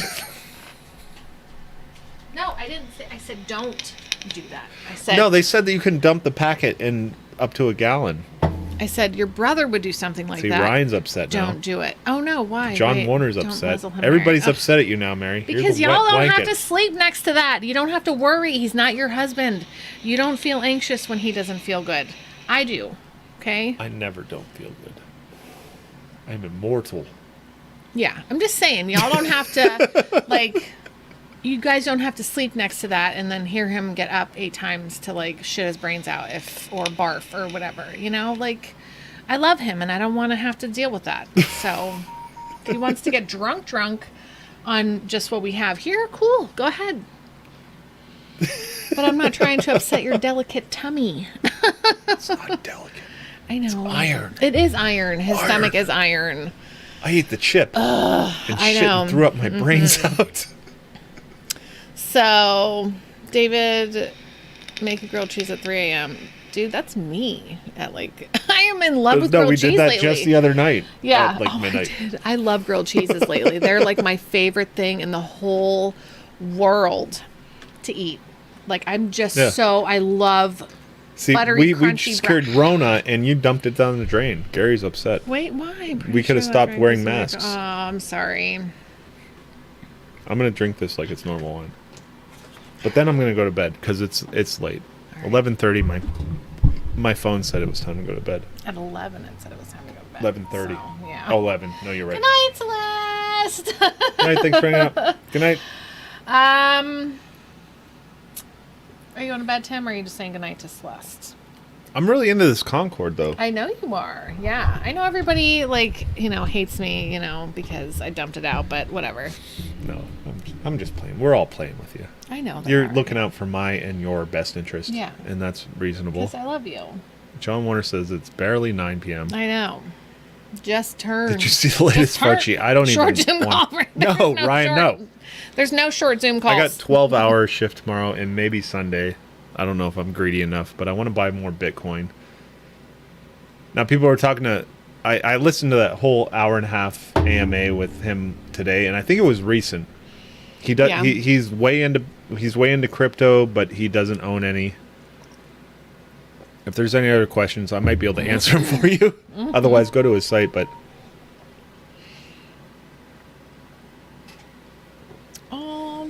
Brooke's passed out. And Loom loves you. That's awesome. Oh my gosh. So seeing Brooke and then thinking about her talking in her sleep. We watched this video on this lady sleepwalking. Yes. Like, let's first recognize, like, John Warner's posts on Brooke talking in her sleep are super fun. You should, like, I hope you have book. If you can find a way to, like, GoPro her. Yeah. Or just something. If she's okay with it, with her consent. Yeah, of course. But there's this chick on what is it, TikTok or something? And she, like, sleepwalks. Mm-hmm. Like, she's out, like, she's doing shit. Yeah. That was fun. We spent a few hours the other night watching that. Don't waste alcohol. Oh, I'm sorry, guys. I'm sorry. I still, like... I worked hard for the alcohol. I poured packets in. I shook it up suggestively. Yeah. Mm-hmm. I put it in front of the heater. You should make a group about it. You should also keep, like, a diary. Just I used to sleepwalk. I was exciting, but it was only a few times. But I'd try to escape. If she eats cheese or chocolate before bed. Yeah. So I think she eats cheese and chocolate before bed sometimes. To make the videos. Yeah, and she's hilarious, though. She's, like, flipping off nobody and throwing cans out into the front yard. She's out on the front porch, like feeding people, like, she's like, here's some hot sauce, and she's dumping it in the snow, and then she, like, goes down the driveway and into the sidewalk, and her husband's out there, and you can see he's, like, trying to bring her back home. Yeah, there you go. Brooke's sleep ramblings. Oh, don't go too hard on that. No, though, I'm buddy, done with okay? this. This is my last cup, because I'm I'm kind of thinking, like, this might be high octane. Yeah. That's awesome, though. I'm gonna order another 3-pack, and we're gonna get creative with it. Sweet. We're gonna get weird with it. We're gonna get weird with it. That's what I love to hear. But it was no, not a drinking diary. When John Warner's wife sleep talks. That's fun. Yeah, and she seems to be very coherent. Like, I mean, not coherent, but, like, very, like, you can understand. Audible. Yeah, audible. Yeah, like Dave, when he says stuff in his sleep, I'm always trying to be like, what was that? And he's like, I'm like, okay, well, I don't know. Is he talking about a girl? Like, what? Oh, and cause I'm like, oh, maybe I can, like, answer you, like, and see if we can have this conversation or something. But no, it's, weird. One time she said, oh, so you're a robot now, huh? I guess you're a robot. And then I asked what, and she said, oh, I'm sorry. I thought you turned into makeup. Oh, it's so great because it all makes sense in your dream, So I need to get Josh Smith on. Okay, yes, and get Dustin Hurst back on. It's like we need to use, like, past guests, and I'll like contact him and be like, hey, you should come on our show. Talk to Jacob about how much fun he had. Yeah, right. That was so much fun, though. Was. Thank you, Ryan. And I feel like you could see, like, he genuinely enjoyed it. He and did. It made me feel so good. I know, it made me feel really good, too. It really did, yeah. It was a lot of fun. So I just thank you guys for being here and hanging out with us. And, tomorrow night, check out Derek T. on Float. He's going to be watching a movie with his daughter. Yep. Yeah, and that's so fun because last time we watched it, she was so into it. Good. Yeah, it's so great. Yeah, yep. You have entire parties by yourself in your sleep. Oh, math questions. Oh my gosh. You can do math asleep. Oh, that's awesome. Oh my gosh. Yeah, I had a friend in high school. Like, I stayed the night at his house, and he started talking in his sleep, but he got, like, up and, like, started talking to me. And I remember at one point being like, he's like, he wanted some water, and I'm like, I can't give you any water because you're sleeping. And he's like, well, wake me up. And I'm like, that was the weirdest thing. Yeah, oh, hi, Dan. Hi, Dan. All right, oh, thanks for hanging out. I mean, just stopping by. I loved Ludachristmas. Yeah, all of it was so just fun. Just everybody's. It was a good time. Yeah. The sleep walking freaks me out. Even sleep talking freaks me out. Yeah, because there's no reason. It's like, I just feel like, oh my gosh, what if Loom's telling the future. I'm afraid that, like, you're gonna, like, just I'm a big guy. Freak out. Yeah. Well, yeah, I mean, you're way You're way better than I am. So, Friend with a gang member on Warzone. Love that kind of stuff. Gang member. Oh, well, that's exciting. That's very. All right, I gotta go to bed. Dave's got to sleep. Yeah, good. I'm gonna probably make a big grilled day cheese tomorrow. Sandwich. Big no, we day have tomorrow. pizza, but I'll probably make both. And I'll so. probably hang out with you. Ludadan is the best day. Oh, thanks, guys. So don't forget that Sunday night on Float, we're going to be watching a movie. We're going to watch Payback. And so that's going to be a lot of fun. And then we'll see you guys on Tuesday in LMPM. Thanks for being here. Love you all so much. I'm not ready. Dave's not ready. I'm saying goodbyes too early. Good night, guys. Good night. I don't like your T-Series. Nothing personal, kid. But I must go all out. Just this once. Bob's or Vagana, whichever will it be. Set the fuck down, T-Series, I'm here to spill the real tea. You tryna dethrone me from spot on number 1, but you in the year you lose, so best think you haven't won. When I'm through with you, we're gonna be completely fucking done, cause we only just begun. I review you, 0 vibe gone. So come on, T-Series, looking hungry for some drama. Here, let me serve you bitch lasagna. Bitch lasagna, bitch lasagna. T-Series ain't nothing but a bitch lasagna. Bitch lasagna, bitch lasagna. Look at T-Series, they just crying for their mama. Bitch lasagna, bitch lasagna. T-Series ain't nothing but a bitch lasagna. Bitch lasagna, bitch lasagna. T-Series just whip himself in their pajamas. So who the hell is Bob and why you wanna kiss him? Ew. I'm a blue-eyed white dragon while you're just dark magician. Ooh. You got a fifth of the population in your nation, but I got 90 rolls, the world's a whole, your defecation. Oops, multipatlo, what the fuck is that even supposed to mean? Your language sounds like it come from a mumble rap community.